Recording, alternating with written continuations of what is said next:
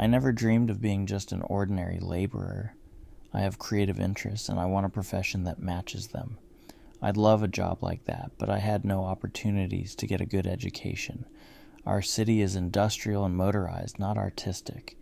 They don't care about creativity here. They care about work, about doing things with your hands, not your mind. I didn't have the money to leave. I wasn't from that kind of family. Don't tell me that doesn't matter. It does, especially when you don't have the money. Here, the only path is to go to the local technical school, then end up living the same life as everyone else. You're not better than the rest. School, technical college, factory, wedding, kids, and they'll follow the same path. No, that's not for me. After school, I went to a technical school and trained as a machinist, but I decided I would work and save money, no wedding, no kids, until I got a good education and could leave the city where factory chimneys darken the sky. I wanted to have a choice. I wanted my future children to have a choice, even if it meant putting in more effort than those who were lucky enough to be born into the right family in the right place. That's how it is with age. When you're young and fresh, you're full of ambition and opportunities, but life will put you in your place.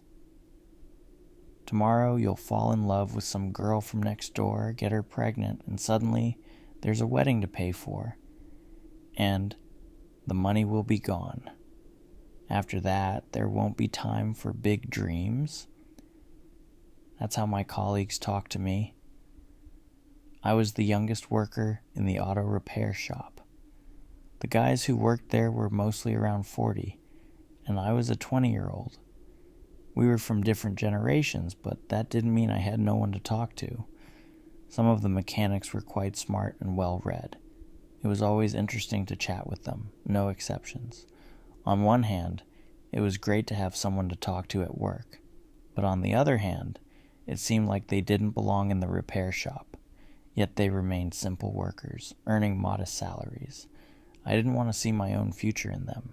I was the only machinist in the whole shop. Our company was located outside the city, and we repaired trucks there. I didn't have to do anything too complicated, mostly just sharpening parts that needed it. The work was dull. The shop was dark, damp, noisy, and smelled of oil, diesel, and gasoline. My hands were always dirty, often burned by metal shavings, and my fingernails were always black. The conditions were harsh, but not unbearable. It was tolerable until things at our plant took a turn for the worse. One day, 3 workers got sick all at once. I noticed something was wrong with them during the morning briefing. They were pale as ghosts, their eyes dull and glassy. One of them kept coughing and slapping his chest like he was choking. That day, I was working alone in my room with the machine. I spent most of my workday by myself, only occasionally seeing someone come to pick up the finished parts or give me new assignments. We'd meet during smoke breaks and at lunch. At lunch that day, the mechanics were barely alive, and during the smoke break the coughing didn't stop. One of them, Sergey, coughed so hard that he almost couldn't stop, and then he spat on the floor. His spit was black. The other sick guy saw this and spat too, and his spit was also black. "What, did you all swallow tar?" the shop supervisor asked. The next day at the morning briefing, only one of the 3 sick workers showed up. I didn't know his name. He was an older man, and everyone called him by his patronymic, Vitalich. That morning he looked awful. He had never missed a day of work in his life, never took a vacation, and always worked through any illness. That's why he showed up that day. But by the middle of the workday, he collapsed face first onto the concrete floor, coughing nonstop. They took him away in an ambulance. We all hoped that he, like the other guys, would recover. After all, workers always get sick and recover, and then they come back to work. But not this time. Not this time. At the next morning briefing, our supervisor stood up, took off his cap, and held it to his chest. Then came the grim news. Vitalich and the other 2 mechanics had died. Everyone gasped. How could that be? What did they die from? Is there some kind of virus and epidemic? No panic, the supervisor said.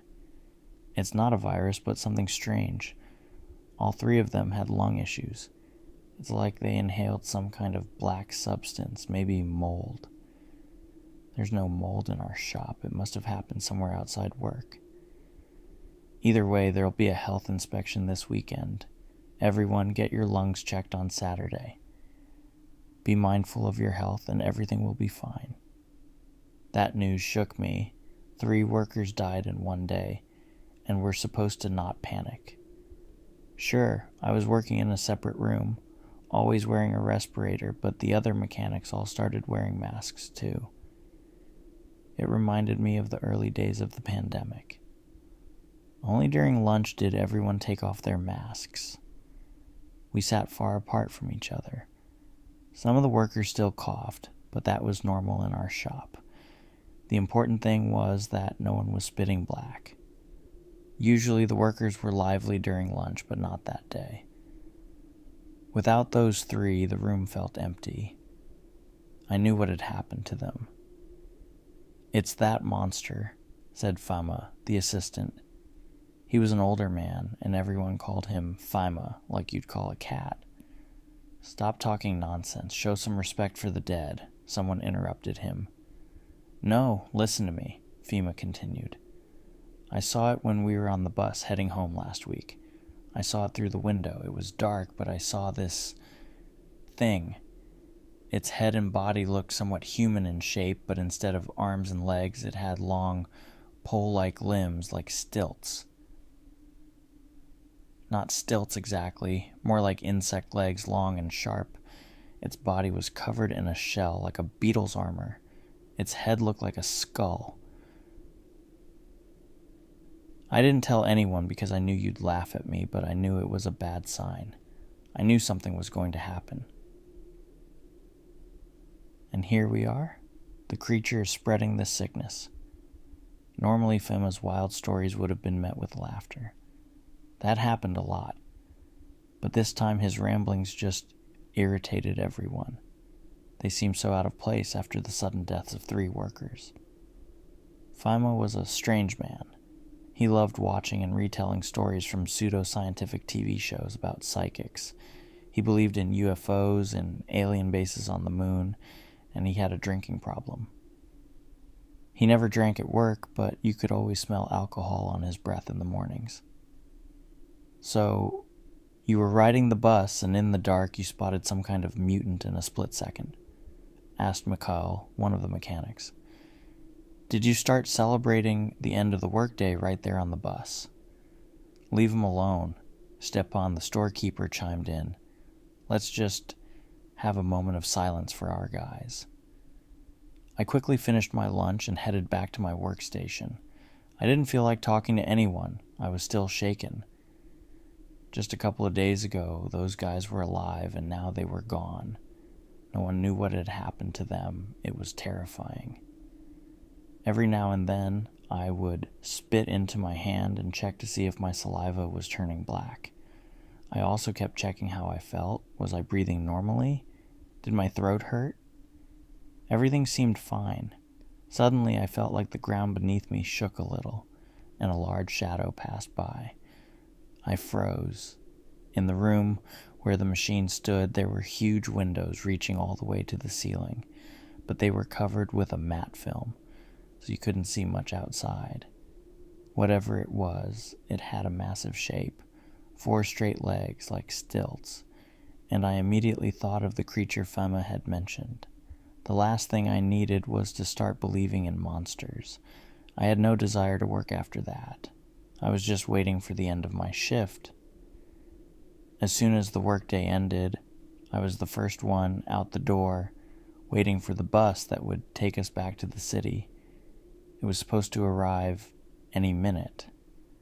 The area around our plant was lit by 2 bright lamps, and I was watching the gate, waiting to see the bus headlights. Suddenly, I thought I saw a thick black cloud creeping along the ground by the fence. It moved like a fog, a black fog, like mold spores. I quickly pulled my scarf over my face and ran back inside the building. I wanted to show my co-workers what I had seen, but by the time I called them over, the black cloud had already been blown away by the wind. I told them everything anyway, not caring if they thought I was crazy. I was convinced that our colleagues had gotten sick and died because of something like that. I just hoped we wouldn't get infected. The guys said it was probably just my imagination. Everything looked strange in the dark. We boarded the bus and headed out. One of the mechanics, Evgeny, was coughing suspiciously. He sat at the back of the bus to avoid the looks from the others. I turned my head toward the window, trying not to think about anything, but my thoughts kept drifting to the dead workers, the strange shadows outside the shop, and the black cloud I had seen earlier. Too many strange things had happened in one day. The ride from the plant to the city takes about 20 minutes, through an unlit road surrounded by forest.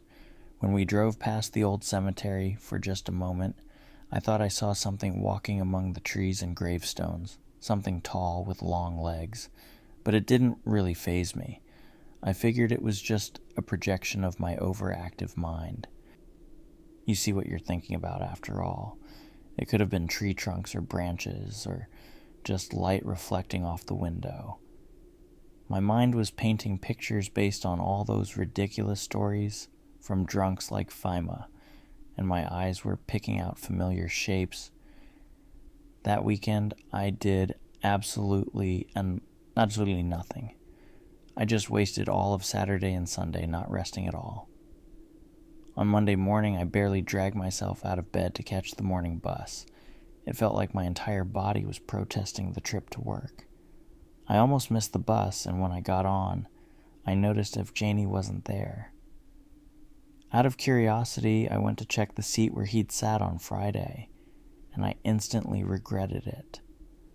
The floor in the back of the bus was covered in dried black stains, black spit. Another worker had fallen ill. Nothing good was going to come of this.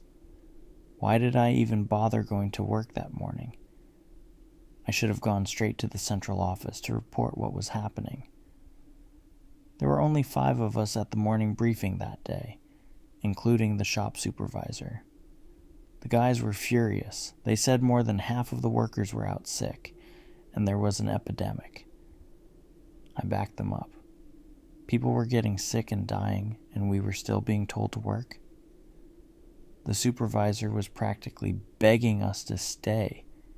He promised there would be an investigation and that they'd figure out what had happened, but over the weekend, a special team had already gone through the shop. They had disinfected everything, cleaned it all up, and declared the place completely safe to work in. You guys see that without you, the whole production line will shut down, the supervisor pleaded. He managed to convince us. We were already there, so we figured we'd at least finish the shift. The trucks in the shop were waiting for repairs, and the place really did look spotless. It smelled of chlorine. I had never seen the shop so clean before, but I still worked in a respirator. There was no need to take any unnecessary risks. At lunch, everyone was silent. I ate in silence too, sitting far from the others. Suddenly, Stepan, the storekeeper, couldn't take it anymore and blurted out, "I saw it too." Everyone turned to look at him, but no one asked any questions. It was as if we all knew exactly what he was talking about. Even Fima, the assistant who loved to talk, said nothing. Mikhail, who loved to argue, was also silent. There was now a tense atmosphere hanging in the shop. The only sounds were the clanging of tools and the roar of engines. Conversations were strictly work-related. The supervisor left early, getting into his car and disappearing somewhere. He was the boss. He could do that. We finished the shift and boarded the bus. There were 6 of us, including the driver. All I could think about was getting home as soon as possible. I had barely tolerated the shop before, but now I wanted to run away from there. We were driving along the dark, empty road, and I was avoiding looking out the window in case I spotted something again. "What the hell is that?" the driver shouted, slamming the brakes hard. I crashed into the seat in front of me, and the other workers were thrown out of their seats. The bus nearly tipped over. We came to a stop, and I saw something huge pierce through the windshield, sharp like a spear. It went straight through the driver, impaling him through the chest and out his back. Blood poured everywhere as he let out a final agonizing gasp and slumped over. The gigantic claw disappeared into the darkness. The rest of the workers scrambled to their feet. We were sitting in the bus, stranded in the middle of the road, the windshield shattered, and the driver dead. Blood was pooling on the floor. What happened? Stepan asked me since I was sitting up front. The others looked at me too, their faces full of questions. "I think I saw a giant claw," I said, and then we heard it. The familiar sound of footsteps outside. Quick, tapping steps on the asphalt, like the sound a crab might make on stone. But this crab had to be enormous. "Don't go outside," I warned. What else could I say?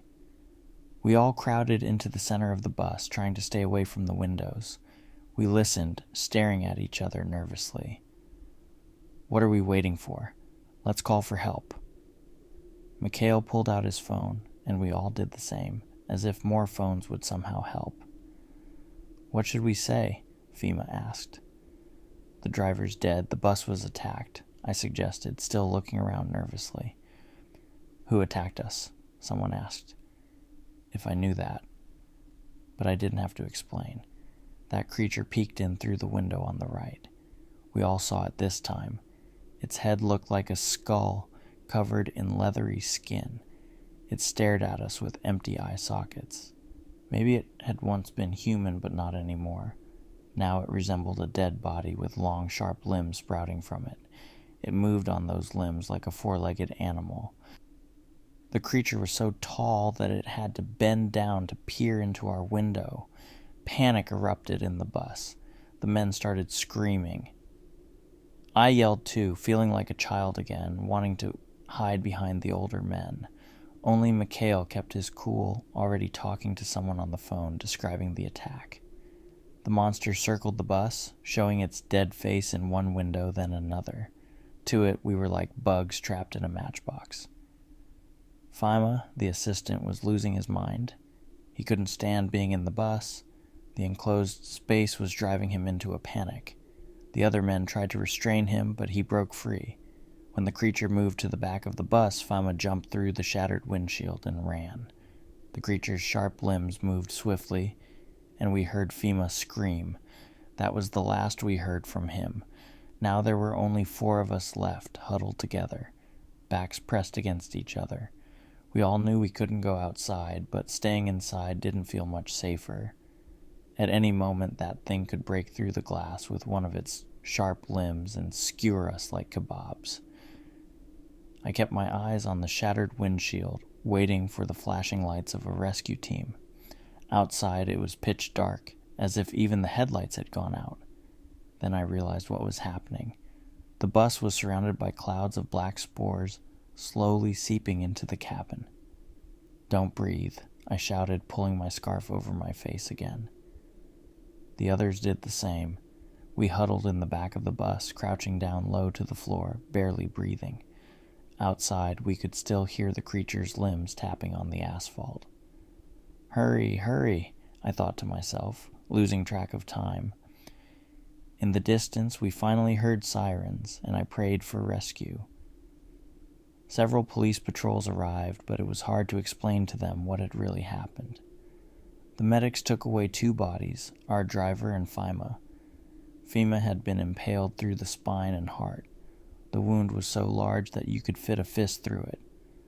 The creature was long gone by the time the police arrived. It had disappeared without a trace. My colleagues and I were taken to the hospital first, and then to the local police station for questioning. I told the truth. I described everything I had seen and heard. But of course the police didn't believe me. I didn't care, though. All I wanted was to get home as soon as possible. They let me go around 2 a.m., and I managed to get some sleep. The next morning, I went straight to the central office and filed for immediate resignation. There was no way I was ever going back to that shop, not even to collect my things. For the rest of that week, I kept going to the hospital to have my lungs checked. Thank God they were clean, and my health was fine, but I couldn't shake the thought that I might have inhaled some of those black spores.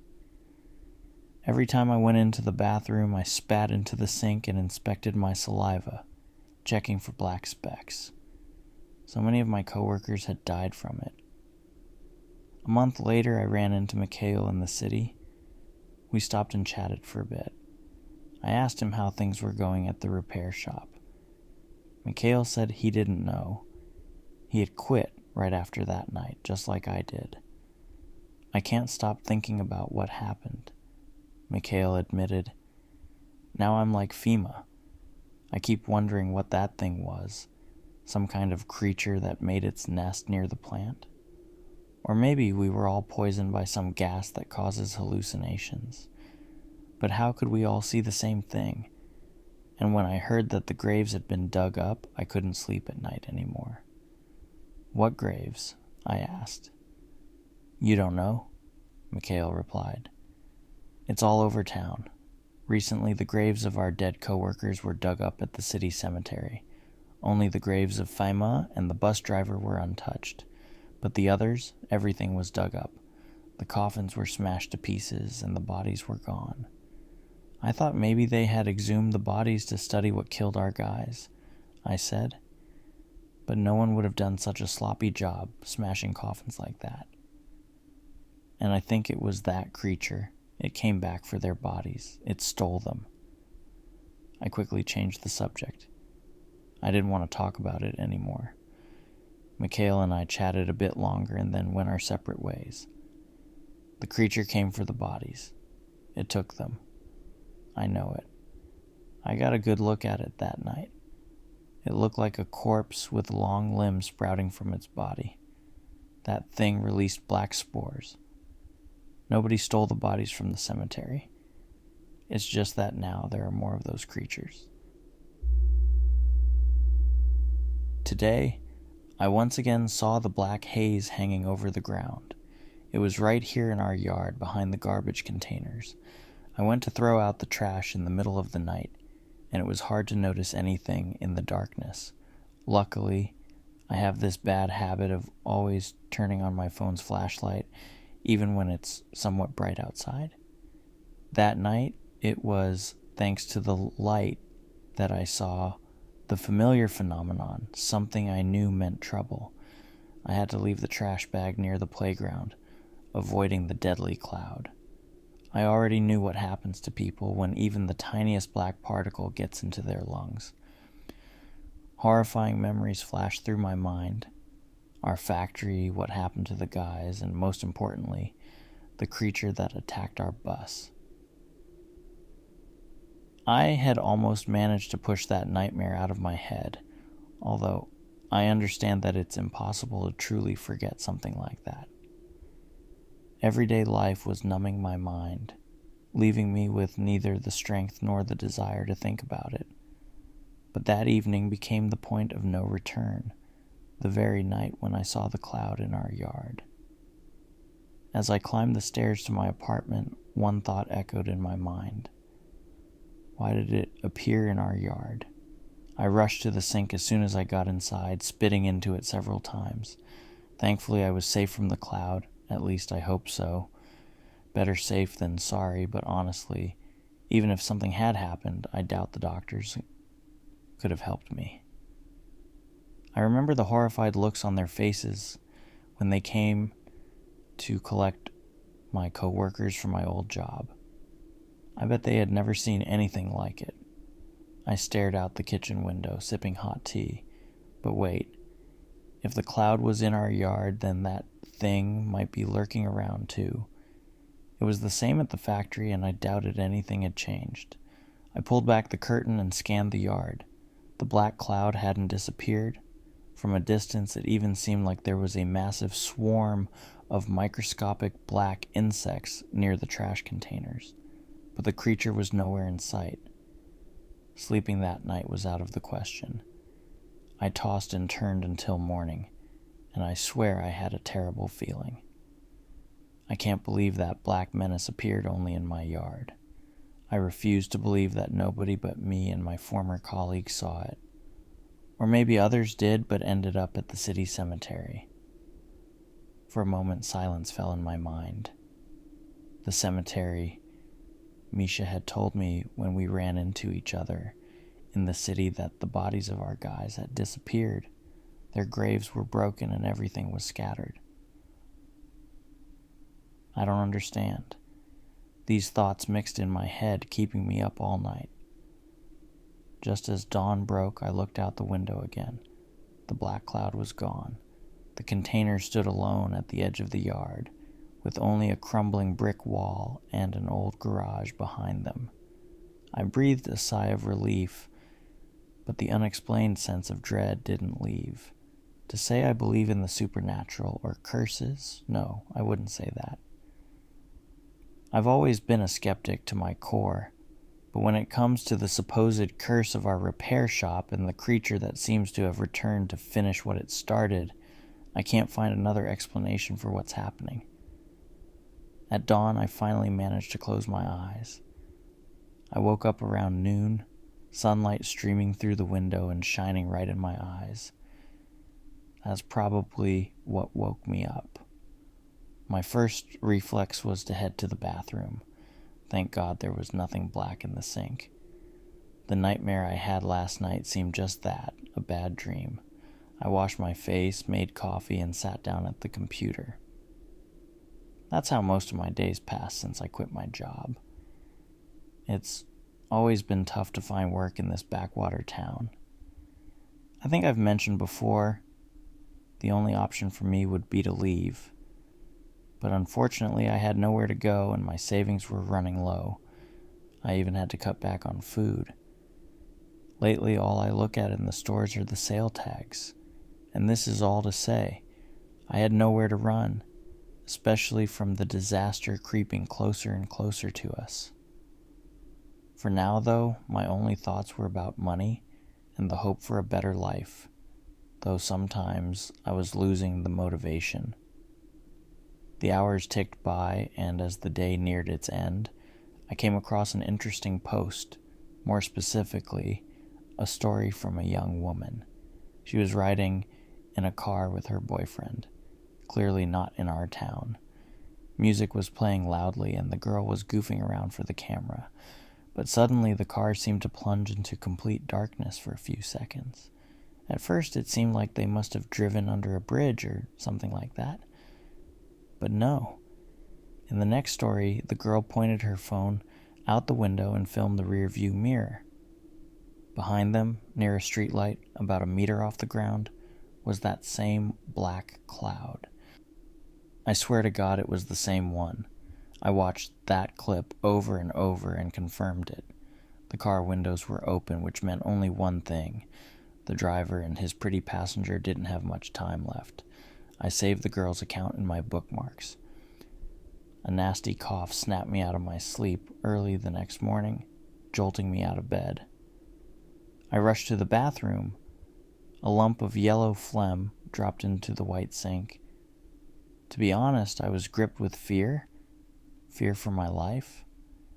My mind raced with stupid thoughts, but I reassured myself that anyone can catch a cold, that these things happen. I took my temperature, swallowed some pills as a precaution, but given everything that had been going on, I decided to visit the clinic. What I saw there was terrifying, and only confirmed my suspicions. Recently, a massive line of people had formed in front of the therapist's office, at least 25 or more people, some even standing outside. All of them had similar symptoms, a terrible cough, weakness, headaches. When I tried to retrieve my medical record from reception, the man standing next to me suddenly started coughing heavily. A strange, black substance appeared on his lips. He quickly pulled a handkerchief from his pocket, wiped his mouth, and hurriedly left. Probably so no one would see his condition. Here you go. A nurse's face appeared through a small window, handing me my worn-out medical booklet. Her voice sounded muffled as my attention was focused on the coughing crowd in the hallway. "Sir, are you listening?" she repeated, raising her voice to snap me back to reality. "Yes, thank you. Sorry," I mumbled, forcing a fake smile and heading to the doctor's office. Judging by the size of the line, I knew I'd be waiting a long time, so I went outside to wait for safety's sake. People kept arriving. After about an hour, I had lost all desire to go back inside. I knew what was happening to those people. I understood what had brought them to the clinic. I stood about 10 meters from the entrance, fidgeting with my medical booklet, watching people come and go. It was painful to watch. Everyone held in their hands a torn sheet of notebook paper, probably a list of medications prescribed by the doctor. It was horrifying to realize that no amount of medicine would help them. A few minutes later, I was about to leave when 2 women in white coats stepped out of the clinic. One of them was the same nurse who had given me my medical booklet. I unintentionally moved closer and overheard part of their conversation. "What a day," sighed one of the women, lighting a cigarette. "You said it. Could be some new kind of coronavirus," the other replied with frustration. "Who knows?" "These days anything is possible," she said, taking a drag from her cigarette. Judging by her appearance, the second woman worked there as a cleaner. "And what are the people saying? Have you heard anything?" How could I not hear? They're all saying the same thing, that they've seen some black smoke. I would have brushed it off if it weren't for the fact that 30 people are sitting in that hallway, pale as ghosts. Maybe it's some chemical spill at the factory. What factory? It's been shut down for 2 years now. The nurse smiled as she stubbed out her cigarette against the wall. "We've treated worse." "Excuse me," I interrupted. "I know it's none of my business, but listen to me. Please get out of here as soon as you can. Or at least wear masks, several if you can. Maybe that'll help." The women looked at me like I was crazy, but silently pulled masks over their faces. I returned my booklet to the nurse. "You changed your mind about seeing the doctor?" she asked. "I'm afraid of catching something," I replied. Then, unable to hold back, I added, "Just leave. Lie if you have to. Say you're sick or that your kid is ill. I don't know, but leave before it's too late. This won't end well, I assure you." "You'll be fine, young man," the cleaner said sarcastically. I just said, "Do as you please," turned and headed for the bus stop. Halfway there, I changed my mind and called a taxi. My hands were shaking and my throat felt dry. A disgusting, slimy sensation of fear and dread was slowly wrapping itself around me like a suffocating blanket. I was certain the same scene was playing out in other clinics. I got into the taxi. Usually I get chatty drivers, and this time was no different. He was telling me something, asking questions, but I was zoned out, barely paying attention. All I could think about was what to do next and what would happen if this infection spread to even more people. The day dragged on like a nightmare, slow and agonizing. I couldn't shake the image of the clinic from my mind, and the only thought circling in my head was that all those people would soon be dead. I started coming up with all kinds of theories, some strange cataclysm, government experiments, conspiracy theories, even the development of deadly viruses. All of these ideas made sense except for one thing. If people were dying, fine, but that was only half the problem. The worst part was that something was digging them up from their graves and turning them into who knows what. God, my head was about to explode. I needed to clear my mind. Maybe a trip to the store for a couple of beers would help. Evening settled over the rooftops of the Soviet-era apartment buildings surrounding me. The store was calm, no rush, shelves fully stocked, and the cashiers were lazily preparing to go home. I bought 2 cans of beer and stocked up on cheap, long-lasting groceries. That evening marked the dividing line for me. There was my life before, and then there was everything after. I crushed the empty beer can and tossed it into the trash. After taking a shower, I lay down to sleep. I had just started to drift off when the sound of a car alarm blaring from outside snapped me awake. It was loud, really loud. Did I forget to close the window? Half asleep, I thought I should get up to shut it. Otherwise, I wouldn't be able to fall asleep again. What's going on out there? I wondered as I quickened my pace. But as soon as I reached the window, I froze. My legs went weak, and I almost collapsed from what I saw. Car alarms were going off one after the other, and the lights in both our building and the one across the street were flickering on and off. In the yard, that black haze had reappeared. This time, it was even bigger than before. But what was worse, I saw what had come out of it. That same creature was hiding among the trees. I wouldn't have noticed it if I didn't already know what it looked like. And I remembered it all too well. It stood motionless near the black cloud, almost as if it was waiting for someone to come outside to check on their car. The tall, grotesque thing, standing on 4 spear-like limbs, that silhouette was unmistakable. No matter how hard I tried to calm myself down, panic crept closer and closer. It was as if I was watching memories flicker by like a film reel. The factory, the hospital, the bus. I backed away from the window, stumbling over a stool and crashing to the floor. For a moment, I didn't even want to get up. I wanted to curl up in the farthest corner, hide, and wait for dawn.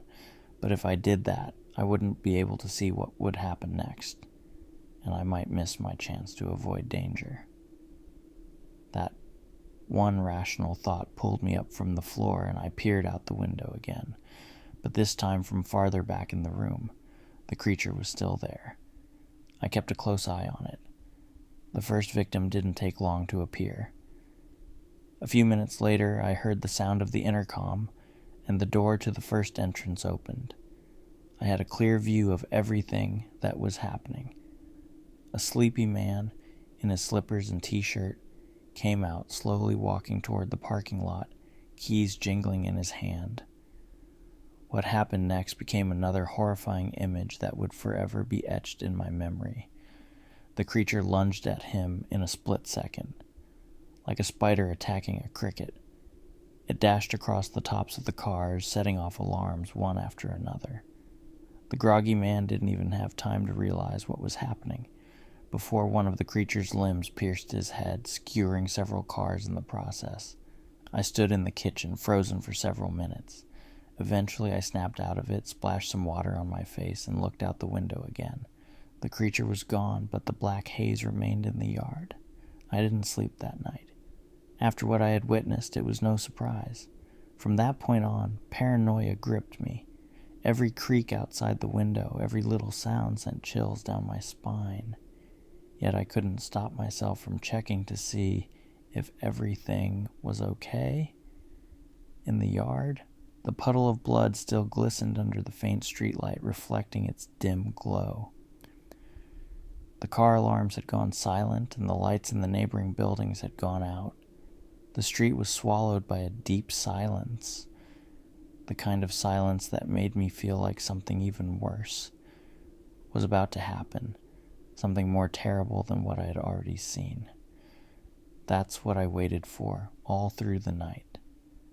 When the sun finally rose, I lay down on the couch, and before I knew it, I had fallen asleep. The arrival of the police and an ambulance in our yard was inevitable. You might ask, why didn't you do anything?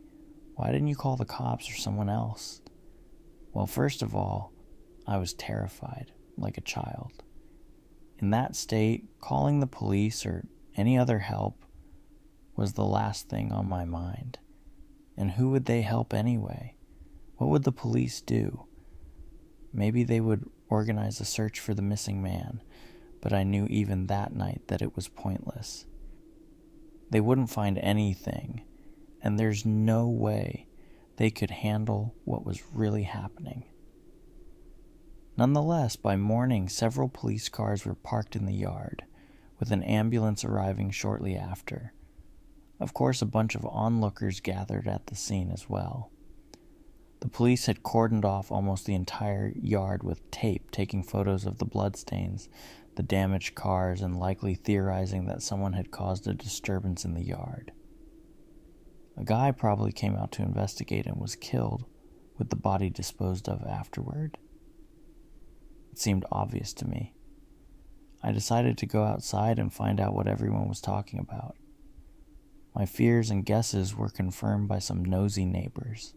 I overheard that they didn't just find one body in our yard that night. The medics from the ambulance were shocked, muttering that this wasn't an isolated incident. Apparently, a lot of people had died from some unknown illness overnight. But here's the thing. People weren't discussing the murders that had happened in the night. They were far more interested in what was going on in the local hospitals and morgues. I knew what was happening, but the people around me were bewildered, exchanging confused glances and talking about the latest rumors. What's more, there wasn't a word about any of this in the media. No news stories, no TV coverage. Information spread only by word of mouth. Someone's acquaintance told someone else, and that's how it circulated. The stories about hospitals filling up like crazy sounded like the gossip you'd hear from old ladies sitting on the benches outside. Some of the residents in our building didn't pay any attention to it, brushing it off. But I understood everything, and all my fears were coming true. There was no longer any doubt. I had to start preparing. Gathering all my savings, I decided to leave my hometown before it was too late. I called every possible transport service I could find. The earliest ticket I could book was for 1:30 a.m. It was the only option left, the soonest I could leave. Something strange was starting to brew in the city. The lines in supermarkets were growing, and toilet paper, grains, and canned goods were flying off the shelves. I stocked up on food the day before, hoping it would be enough. I knew I needed to save money, sitting at my computer and trying to find any information. But no, the media stayed silent. Even the local news channels hadn't posted anything all day. Strange, how strange it all was. By evening, the streets were deserted, not even the sound of cars. I had already packed my backpack with the essentials and was preparing to leave when a loud crash from outside startled me. I was genuinely scared. I peeked through the window and saw military vehicles moving down the road near my house. It was a complete surprise to see them here, in this backwater town. In all the years I've lived here, I had never seen anything like it. They were headed toward the city center, and I understood perfectly well why they were here. But would they be able to help? They're just humans too, flesh and blood. That's the real question. The final blow came when I received a text message from the transport service, informing me that tonight's trip was canceled. That's when I almost lost it. I collapsed into a chair, clutching my head. Outside, the black haze spread wider and wider, creeping closer to our building with each passing second. The appearance of the military in our town meant only one thing. Things were bad. Sure, having the military around was good, but I didn't delude myself into thinking that they would quickly save everyone and sort everything out. They were just people like the rest of us, only in body armor and with guns.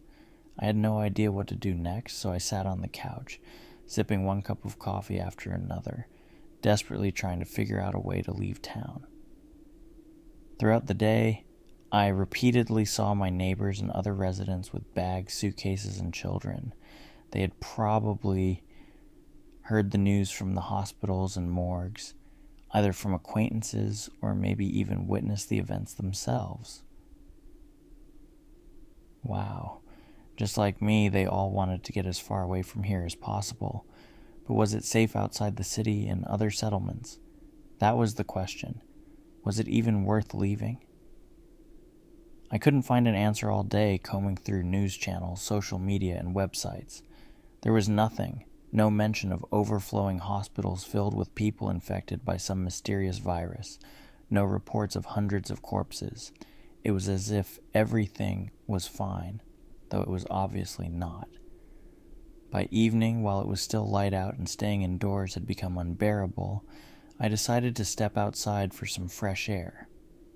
Maybe, if I was lucky, I would bump into some soldiers and ask them what was happening outside the city, or just what was happening in general. Perhaps I had missed something. Our courtyard looked deserted, a deathly silence that gave me chills. I carefully stepped out of the entrance, trying not to slam the door, and glanced around. There wasn't a soul in the courtyard nor beyond it, as I later confirmed. Only the occasional passing car disrupted the oppressive quiet. Strange. I circled around our courtyard and went into the nearby store, which was thankfully still open. Most of the shelves with cheap groceries were empty. "Excuse me?" I called out nervously to the female cashier. At that moment, I just wanted to talk to someone, about anything, even if just over a cup of coffee from the vending machine. "Recently there was such a rush, and now there's no one," I remarked, surprised by the emptiness of the store. "Yeah, everyone scattered home, scared out of their minds," the woman confidently replied. "They stocked up on buckwheat and toilet paper like maniacs, and now they're sitting tight," she added with a smile. "You haven't heard what's going on?" I asked. "I've heard something about a virus spreading around. My daughter works as a nurse at the hospital." "I'm sorry to bother you, but could you tell me what's happening at the hospital? What's the situation like? I was at the clinic recently and there were so many people that they couldn't even fit in the hallway." "Sure, I'll tell you. People with similar symptoms started coming in a while back. The first case I remember was a guy brought in about a month ago. No one knows what it is, but terrible things are happening to people. The doctors can't do a damn thing. They just inject morphine, trying to delay the inevitable. I saw the military there yesterday evening." "Really? Is it that serious?" I pretended to play dumb, trying not to argue with the woman, who clearly didn't want to admit the gravity of the situation. But when she mentioned the military, her expression changed. "Maybe they called them in for help," she muttered, shrugging her shoulders. "Like how they sent our soldiers to Italy to help out with the pandemic there. But yeah, the hospital's full. There's no more space. My daughter just called me 10 minutes ago." "Did she say what's happening to the people?" "She did. She wasn't supposed to, though, but people start vomiting black stuff. Their insides rot in a matter of hours." "You say that so calmly, even though your daughter tells you these horrors. It's obvious that the situation is extremely serious," I said, concerned. "What can you do?" the woman replied with a smile. "Whatever happens, happens. We can't change anything." "Aren't you worried that your daughter might catch it?" "Of course I'm worried, but they seem to have good protection there," she said thoughtfully. I didn't say anything further or offer advice to the stranger because I already knew what would happen to her daughter soon enough. "All right, it was nice talking to you, but I have to go," I muttered, finishing my coffee. "Take care of yourself," she said as I walked out of the store. It was getting dark, the sun was setting below the horizon, and the dim streetlights began to flicker on one by one along the empty streets. During the day, it wasn't as bad, but at night, considering everything that had happened lately, it felt particularly eerie. The store was just across the street from my house. Usually the walk back took me about 10 minutes, But that evening, I decided to hurry. And it was on that evening that I unwittingly became a witness to a horrific event once again. I could feel that something bad was about to happen. As I walked calmly down the street, I suddenly heard a car approaching, its engine growing louder, moving fast. I turned my head and noticed a black cloud of smoke, only visible once the car came into view and blinded me with its headlights. That's when I saw, about 30 meters ahead, the swirling black smoke and several figures inside it, right in the middle of the cloud. Blinded by the car's lights, I couldn't see them clearly, but one detail was enough for me to understand. They weren't human. I had no idea what they were. These were not the typical four-legged creatures. Their silhouettes were human, but they had more than 2 arms. And there wasn't just one of them. They moved slowly and awkwardly, like drug addicts high on something. A wave of panic surged through me, and I instinctively backed away. The car was now right on top of them, and the headlights pierced through the thick smoke, revealing the creatures in full detail. I almost threw up. These had once been humans, that much was clear. Their bodies were smeared with some sort of black substance, nearly completely naked and barefoot. But their arms, that's another story. While they had the usual 2 human arms, from their backs sprouted several more appendages. They moved chaotically, writhing like squid tentacles, making the scene even more terrifying. I stood there frozen, staring at them like an idiot, unable to move, though common sense screamed, "Run, you fool, while you still can." I should have fled fast and far. The creatures didn't seem to notice the approaching car at first, but then they paused, stepping into the middle of the road. The black cloud surrounding them began to expand, soon covering the entire road. The screech of tires snapped me out of my daze, and a loud crash behind me made me jump in fear. I saw the cloud, like a living thing, envelop the now smoking car and the figure it had hit. I heard the car doors open, first one, then the other, and 2 human silhouettes emerged in the thick fog. "What the hell is this?" One man's shout pierced the silence of the evening street. Meanwhile, the fog continued to engulf the car and the people, tightening around them like a python. From about 30 meters away, I could barely see anything in the growing darkness. I wanted to rush to help, but my brain quickly sent a signal that this was a bad idea. In that smoke already lay the living dead, and there was no helping them now. One of the multi-armed creatures soon emerged from the fog, crawling onto the roof of the car and then throwing itself at one of the still living humans. The blood-curdling scream that followed made me flinch and regain control over my body. I was about to run when one of the men managed to break free from the cloud. Limping and staggering, he rushed in my direction. "Hey, stop! Help me!" he screamed, but I only backed away from him, trying to distance myself. "Where are you going?" His desperation tore at me, but there was nothing I could do to help. Even doctors didn't understand what was happening to people, so how could I? He couldn't even get to his feet. He screamed, and I just stood there watching him, moving farther and farther away. Stop, I thought, trying to make sense of the situation. The car had out-of-town plates. They weren't from here. They were in a hurry, clearly either trying to escape or get somewhere. I noticed bags and suitcases in the back seat. "What's your name?" I shouted, stopping. "Andre, help me," he cried out, and I was covered in goosebumps, feeling all his pain. "Andre, tell me, what did you see on the way here? Where are you from?" "I'm from Vladimir. It's all over the city. This black stuff, people. It's a nightmare," he groaned.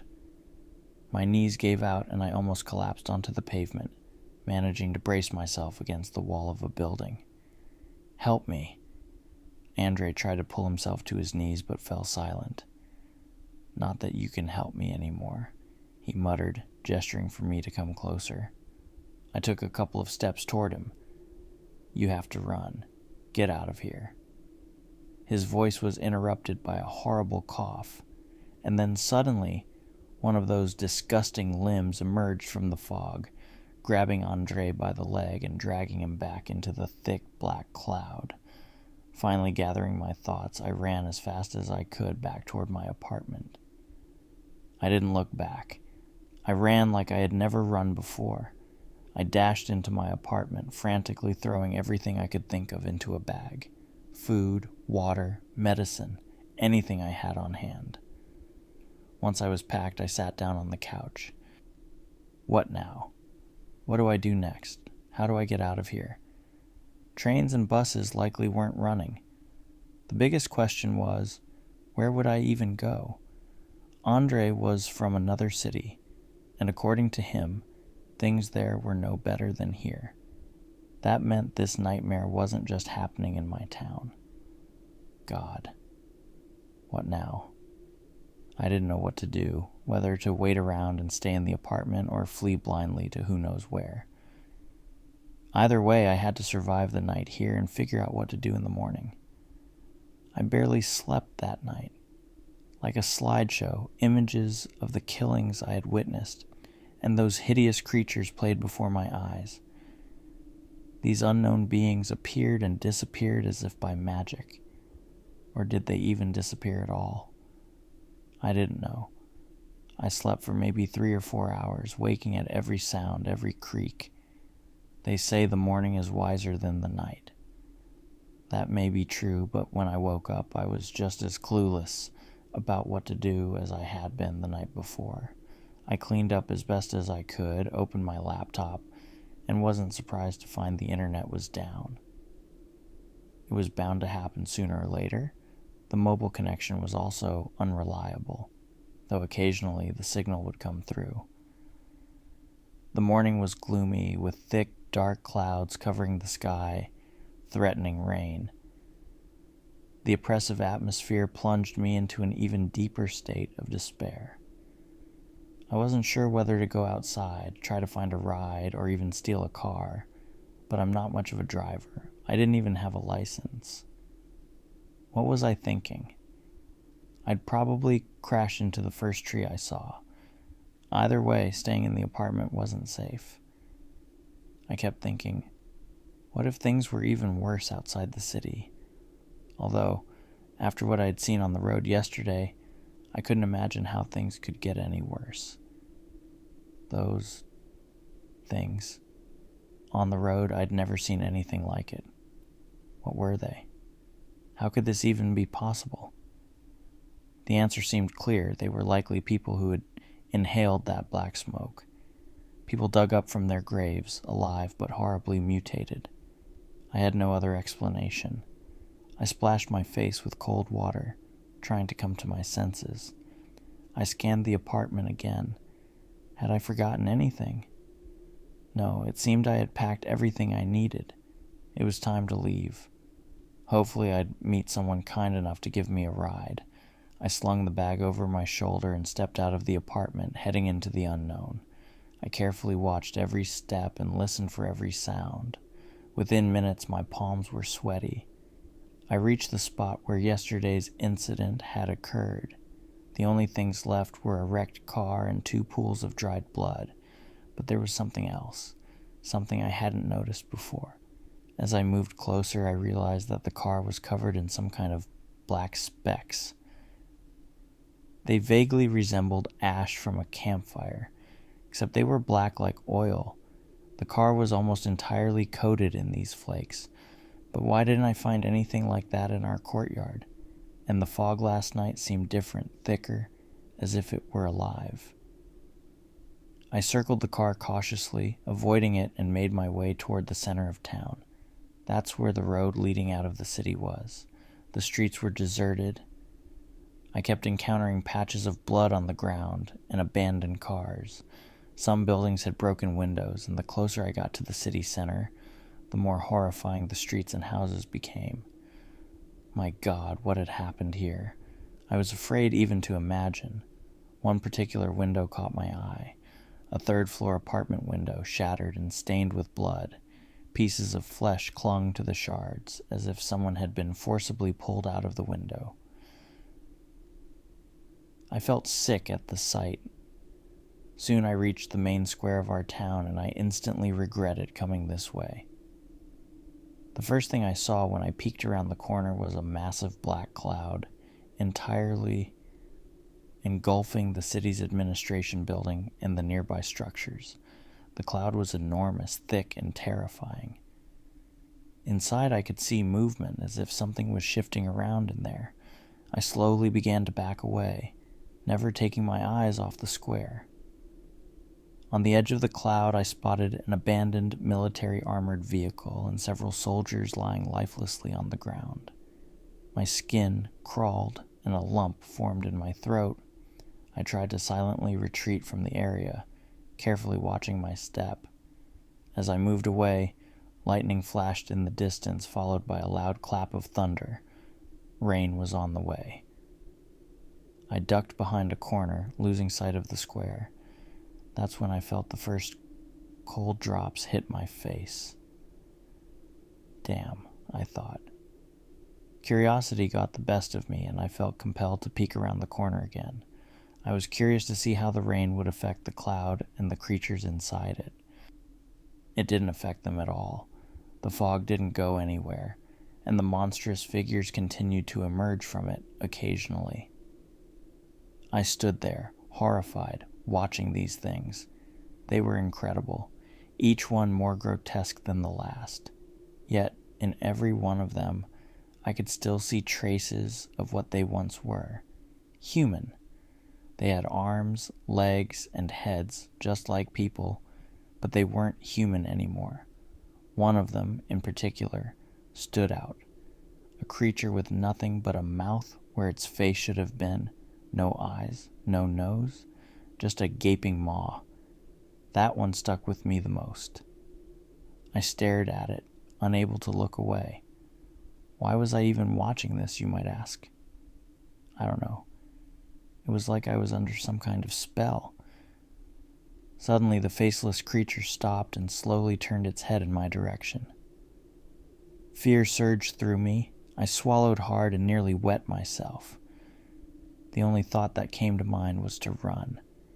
Pure primal terror took over, and it grew worse when I heard a bone-chilling howl from the square. I realized it was coming for me. Panicked, I frantically searched for a place to hide, knowing there was no chance of outrunning it. And who knew what lay ahead? Maybe there was another cloud waiting for me. My heart was pounding like crazy, and finally I spotted a nearby dumpster. I jumped inside, trying to quietly close the lid and press my face against a trash bag, holding my breath. At first it was quiet, only the sound of rain tapping on the metal lid of the dumpster. But soon, I heard slow, squelching footsteps approaching, the sound of someone wading through puddles. I pressed myself even harder into the garbage, the stench overwhelming, but I endured it. I had to. Out there, right next to me, was something truly horrifying, something straight from the depths of hell. I stayed hidden in that dumpster for about half an hour, listening to those terrifying footsteps slowly move away. It wasn't until an hour and a half later that I finally allowed myself to crack open the lid and take a breath of fresh air. Carefully poking my head out, I scanned the surroundings. Seeing no sign of the creature, I climbed out of the dumpster. The rain was still pouring, and lightning occasionally lit up the bleak, abandoned streets around me. But one thought nagged at me. How could things fall apart so quickly? It had only been a few days. People couldn't just disappear like that. Sure, most of them probably got trapped by that black smoke and never made it out. But surely there were survivors. There had to be many of them. Where were they? Of course, walking around at a time like this was foolish. I knew that. But even the windows of the houses weren't lit. Could it be a power outage? But then, why were the streetlights still working? Soon I got my answer. It was already dark by the time I reached another exit out of town. I made my way on foot, trying to stay hidden as much as possible using alleys and side streets. Finally, I found myself in a residential area on the outskirts of town, and there I got the answers to my questions. A massive traffic jam of vehicles stretched out in front of me. Private cars, buses, everything that could move was stuck in a kilometers-long gridlock, all trying to escape the city. At first, I thought the cars were abandoned, that maybe the deadly cloud had already swept through and wiped out everyone. But no, the vehicles were intact, their headlights glowing, horns occasionally blaring. To say I was relieved is an understatement. I ran toward the line of cars, hoping someone would let me in, take me away from this cursed place. The traffic jam seemed endless. Every car was crammed with bags, suitcases, and terrified people. As I approached them, though, I was met with hostile glares. No one would let me in. I knocked on windows, begged, pleaded, but the people inside treated me like I was some kind of evil. Even though some cars had plenty of space, enough for 2 or 3 more people, they acted like I wasn't even there. I walked alongside the vehicles, desperate to find someone who would take me. Fortunately, I soon heard the hiss of a bus door opening behind me. "Hey, you there. You're not coughing, are you?" A gruff old man yelled from the driver's seat. No, I'm fine," I shouted back, running toward the bus filled with elderly passengers and their belongings. "Spit into your hand and show me," the driver said, shining a flashlight on me.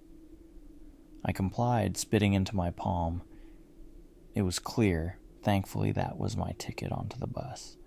"Get in. There aren't many spots left, but find somewhere to sit." Thank you so much," I replied, moving down the aisle under the judgmental stares of the passengers. Finally, I found a spot on the back steps and collapsed there, leaning against the railing, and drifted off to sleep, trying to forget all the horrors I had witnessed that day. I must have dozed off when the bus finally started moving. The long line of vehicles slowly began to crawl forward. At last, I thought, and opened my eyes for a moment. The anxiety had already subsided. I felt completely safe now. After all, I was surrounded by people, real, living people, and that was the most important thing. The bus picked up speed, swaying from side to side on the battered road. Where are we even going? I suddenly wondered. The truth is, I hadn't even asked the driver. But did it matter? We were probably heading somewhere safe. Trying to make myself more comfortable, I mumbled aloud. I looked around the bus and noticed an old man sitting nearby, trying to roll what appeared to be homemade tobacco into a piece of an old newspaper. "Excuse me," I said to him. The old man turned to look at me. "Do you happen to know where the bus is heading?" The old man just sat there, staring at me as if he didn't understand the question or hadn't heard me. "I'm asking if you know where we're going," I repeated, a bit louder this time. "Who the hell knows?" he muttered, not looking up from his task. "The driver said we're just getting away from this plague, probably heading to a nearby town. And do you think it'll be any safer there?" "Probably. Otherwise, what's the point in leaving?" The old man smiled as he put his rolled cigarette into a metal case. What a strange old man, I thought. But I continued asking him questions, trying to keep the conversation going. After about 20 minutes, I knew his name, Lev Ivanovich, and we were loudly arguing across the bus about the best bait for springtime fishing. He lived not far from me, actually, just across the road. "What do you know about fishing, son?" "I'm telling you, if you mix the dough at home or use chickpeas, you'll catch proper fish. Not that foam and silicone nonsense they use nowadays," he argued. "Fish need real food, not those gimmicks." "Lev Ivanovich, those gimmicks weren't just invented out of thin air," I countered. Yeah, by idiots for idiots. Could you keep it down? Some of us are trying to sleep, a disgruntled female voice called out from the back of the bus. Then sleep, who's stopping you? We're discussing something important here. Lev Ivanovich shot back, winking at me. Who could sleep at a time like this anyway? With all the horrors happening around us, who knew if we'd even wake up? I looked out the window and noticed the line of vehicles thinning. Some cars were overtaking the bus, darting ahead in the opposite lane. The suburban houses and cottages quickly gave way to bleak pine forests on both sides of the road. The driver turned on the high beams, and only a few dim streetlights lit the road ahead. My conversation with Lev Ivanovich had shaken off the sleepiness, and we kept talking, though in a lower tone now. As they say, a chat makes the journey easier, and honestly, it helped distract me from the horrific thoughts of what I had seen and what lay ahead. At that moment, I wasn't thinking about any of it. The false sense of security clouded my judgment, and I felt oddly calm. Lev Ivanovich was right, though. We should have stayed alert. But that's not how our people are. Some of the women in the bus were already snoring. Others were eating packed meals, filling the bus with the smell of fried cutlets. Some were trying to catch a cell signal to call someone, even though this area never had good reception under normal circumstances. Good luck with that, Lev Ivanovich grumbled. Driver, can I smoke out the window? He called toward the front. Are you nuts? The driver shot back. It already stinks in here from everyone's sandwiches. The last thing we need is smoke. Lev Ivanovich stood up, swaying a bit, and shuffled over to the driver. They talked for a couple of minutes, with Lev Ivanovich trying to convince him to stop for a cigarette break, but the driver wouldn't budge. Do you see what we're dealing with here? One wrong move, and it's game over. I'd love a smoke myself, but now's not the time, the driver explained. The old man returned to his seat, shrugging his shoulders. At least crack the window a bit for some fresh air, Commander, he called back to the driver, who obliged. Lev Ivanovich gleefully leaned into the cool breeze, ignoring the grumbling of the other passengers. I, too, tried to fall asleep, resting my head on my backpack and almost forgetting about everything that was happening around us, comforting myself with the thought that the worst was behind us. But that illusion shattered that very night, a bit later. Despite the bumps in the road and the constant chatter on the bus, I did manage to fall asleep. However, my slumber didn't last long. A sudden jolt to my head against the railing and the noise outside the bus snapped me awake. Opening my eyes, it took me a few seconds to realize what was going on. I looked out the window and saw cars scattering in all directions, their headlights flashing in the night. It wasn't until a few moments later that I understood. The driver had swerved off the road, trying to avoid the chaos around us. The passengers, in a panic, were being tossed around in their seats as the bus hit several potholes. What's happening? I asked the old man, but he just gripped the railing tightly, breathing heavily, saying nothing. The answer soon came. I stood up, holding on to the railing for support, and looked out through the windshield. The scene I had witnessed earlier when I was escaping from the factory repeated itself. Where are you going? I yelled at the driver. Ahead of us, a massive black cloud was slowly crawling toward us on the road. The driver pressed the gas pedal harder, the engine roaring as he gripped the steering wheel, eyes locked on the road ahead. Do you not see that? It'll kill us all, I shouted. The other passengers looked at me in fear, but no one said a word to the driver. Do you know something? I asked, my voice filled with panic as I rummaged through my backpack for something to cover my mouth. I struggled to stay on my feet as I moved closer to the driver. If you know something, tell us. Explain what's going on. Calm down, kid. We'll hold our breath as we get closer to the cloud. Look around. We have no choice but to keep going straight, he said. Only then did I realize what he meant. Glancing around, I saw that outside the windows was nothing but darkness. Even the trees were no longer visible, only the occasional flicker of headlights breaking through the cloud. Soon, the sounds of screeching tires and cars crashing into one another reached us. The cars, trying to avoid the cloud, were veering off into the forest in a desperate attempt to escape, but the cloud was there too, lurking like a predator, just waiting for its prey to crawl into its lair. That's why we could no longer see the trees on either side of the road. That's why I realized what the driver was trying to do. The bus hadn't yet been swallowed by the cloud. He was planning to speed through it as fast as possible. "Hold your breath when we get there," the driver yelled back to the passengers. Everyone inhaled deeply, their eyes darting around, terrified, as they braced for the inevitable. The eerie silence that followed was pierced only by the roar of the engine and the occasional gasp as people filled their lungs, fearing it might be their last breath.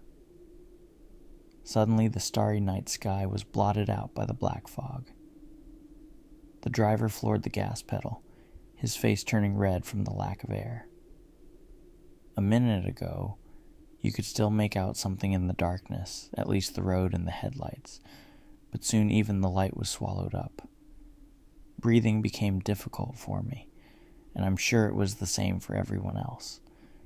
The driver, too, was holding out, trying to stay focused. Damn it, the window, I suddenly remembered. Lev Ivanovich had wanted fresh air earlier. I turned around, realizing the window was still cracked open. Why hadn't anyone noticed but me? I didn't know, but I could see the black spores already creeping into the bus through the open window, settling on the panes, the seats, and the people. I rushed toward it, wrapping my hand in a plastic bag I'd found in the driver's glove compartment, and quickly slammed the window shut. That's when I heard the sounds of the passengers gasping for air. One by one, they started breathing in the poison black air, covering their mouths with handkerchiefs, clothes, even medical masks, hoping it would help. Lev Ivanovich wasn't an exception. He was one of the first to run out of breath, and he started coughing violently. God, I muttered, glancing at the windshield. Now I saw everything. The passengers could see it too. There outside, that grotesque figure with long, spindly limbs suddenly appeared in front of the bus. Then a loud bang struck the left side of the vehicle, cracking some of the windows. The bus filled with the screams of terrified passengers, and the panic only grew as the black fog began to seep inside more rapidly. It was impossible to hold our breath any longer. Another one of those creatures, maybe the same one, leaped over the bus, or at least it seemed like it did. I wasn't sure.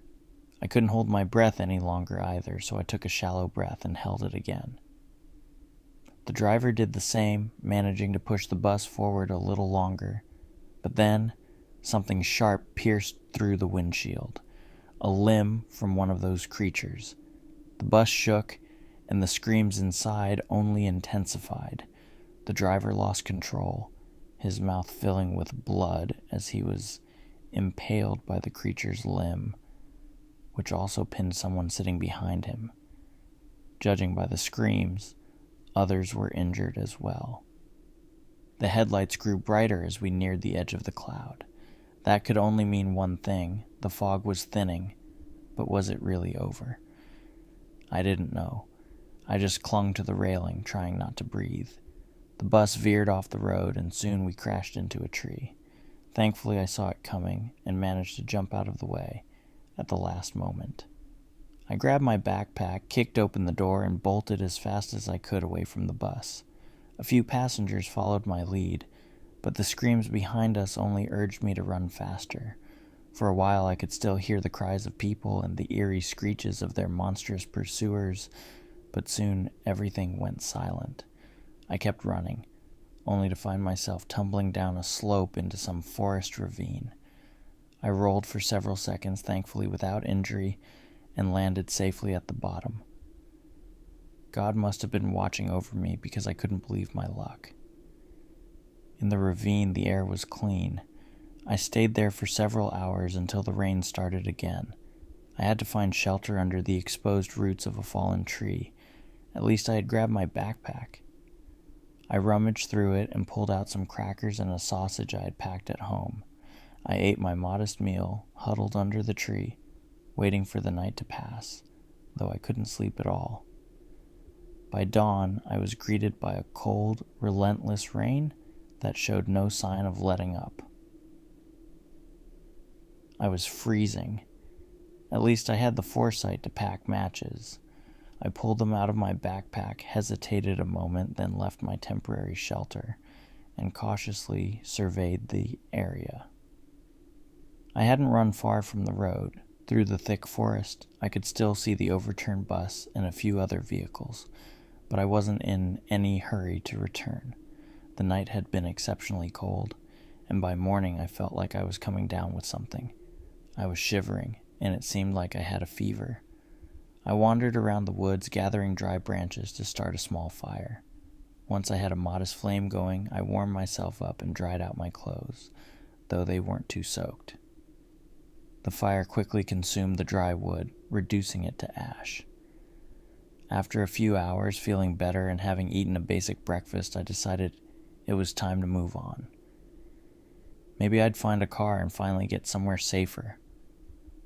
I cautiously made my way out of the forest and onto the road, taking in the scene before me.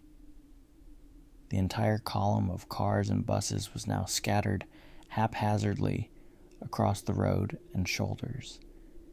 Every single vehicle was covered in those black flakes, the same ones I had seen in the city. There wasn't a single living soul, not a person to be seen, dead or alive. It was as if a massive accident had occurred, involving dozens of vehicles. All of them were wrecked, broken windows, smashed bodies, and puddles of blood everywhere. But no people, no bodies.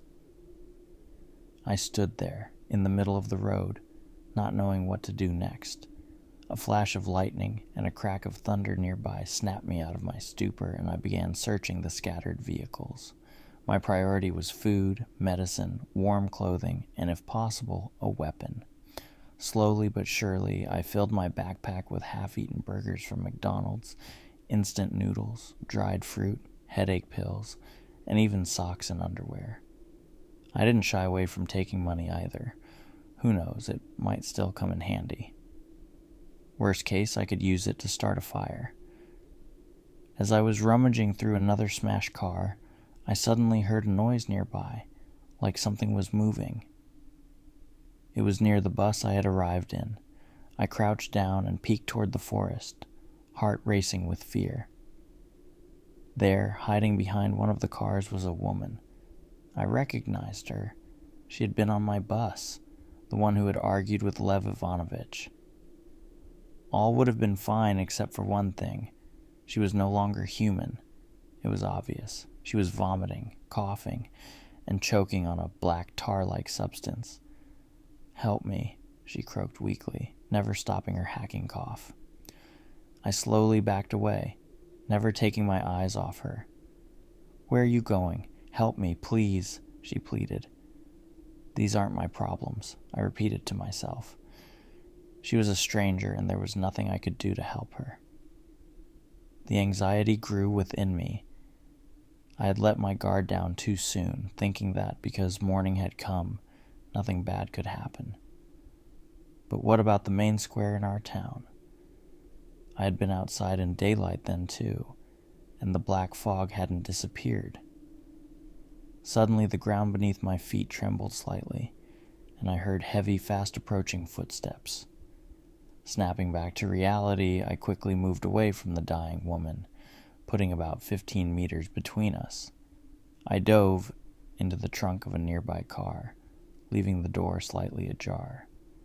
Soon enough, the familiar multi-armed creature appeared, running from the direction of the town.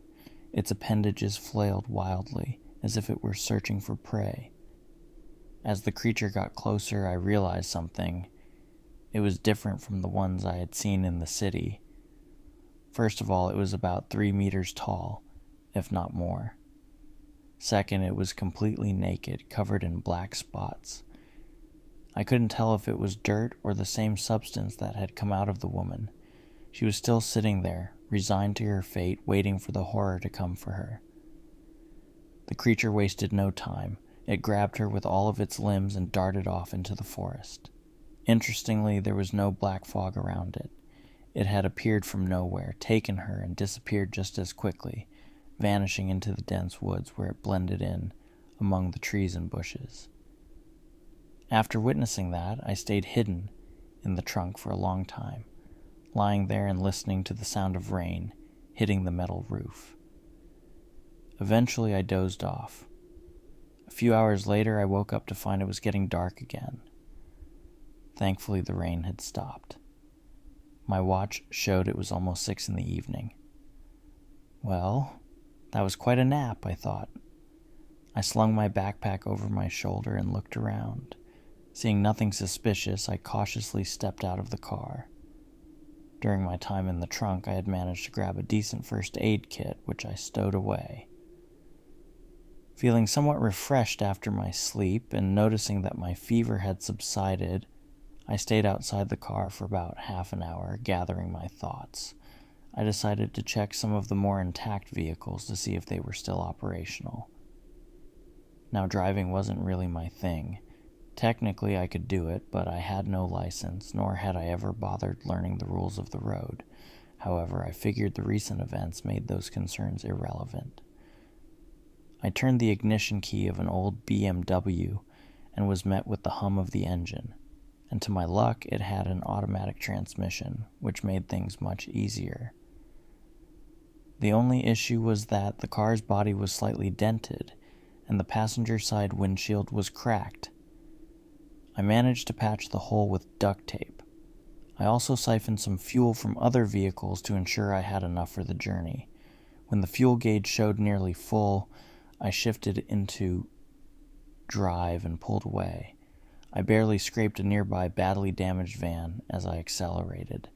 At first I was terrified I wouldn't be able to handle the car, but it turned out not to be as difficult as I feared. Within half an hour, I was driving confidently down an empty road, heading into the unknown. Driving a car wasn't as hard as I'd imagined, or maybe it was easier because of the automatic transmission. That's probably it, I thought, focusing on the road and reminiscing about my childhood, when my dad tried to teach me how to drive his old Jiguli. I still remember each slap on the back of my head every time I messed up with the clutch. That evening, I got caught up in nostalgia, thinking about my parents who passed away too early, that old car, my youth and school days. But the terrifying reality kept pulling me back to the present. The dark silhouettes of leafless trees flashed by the windows, occasionally interrupted by the glow of a few still functioning roadside lamps. I tried not to stop even when nature called, holding out as long as I could. Inside the car, I felt safe. But remembering the attack on the bus, I realized that wasn't true at all. These creatures could easily rip open the car like a tin can. So, there was no real safety, but on the other hand, driving was definitely faster than running if I had to escape. The monotony of the road was putting me to sleep, but luckily I found a USB drive in the glove compartment. The music helped me stay awake, especially Rammstein's Till Lindemann, whose voice kept me alert. I knew I couldn't keep going like this, though. Soon it would be night, and I had to stop somewhere. But where? I'd been driving for hours, not knowing where I was or why. The forest stretched endlessly on both sides of the road, and I hadn't seen any villages or motels for a long time. Maybe a small town would show up soon, or a roadside inn.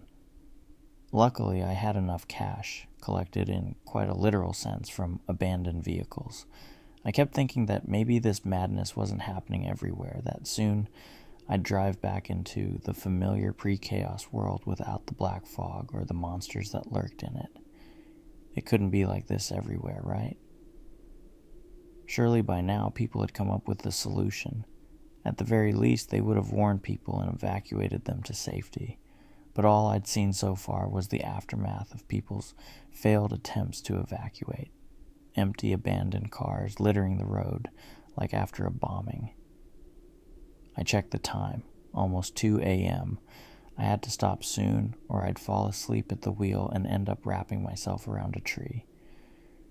I desperately wanted to live. I was driving on my last ounce of energy.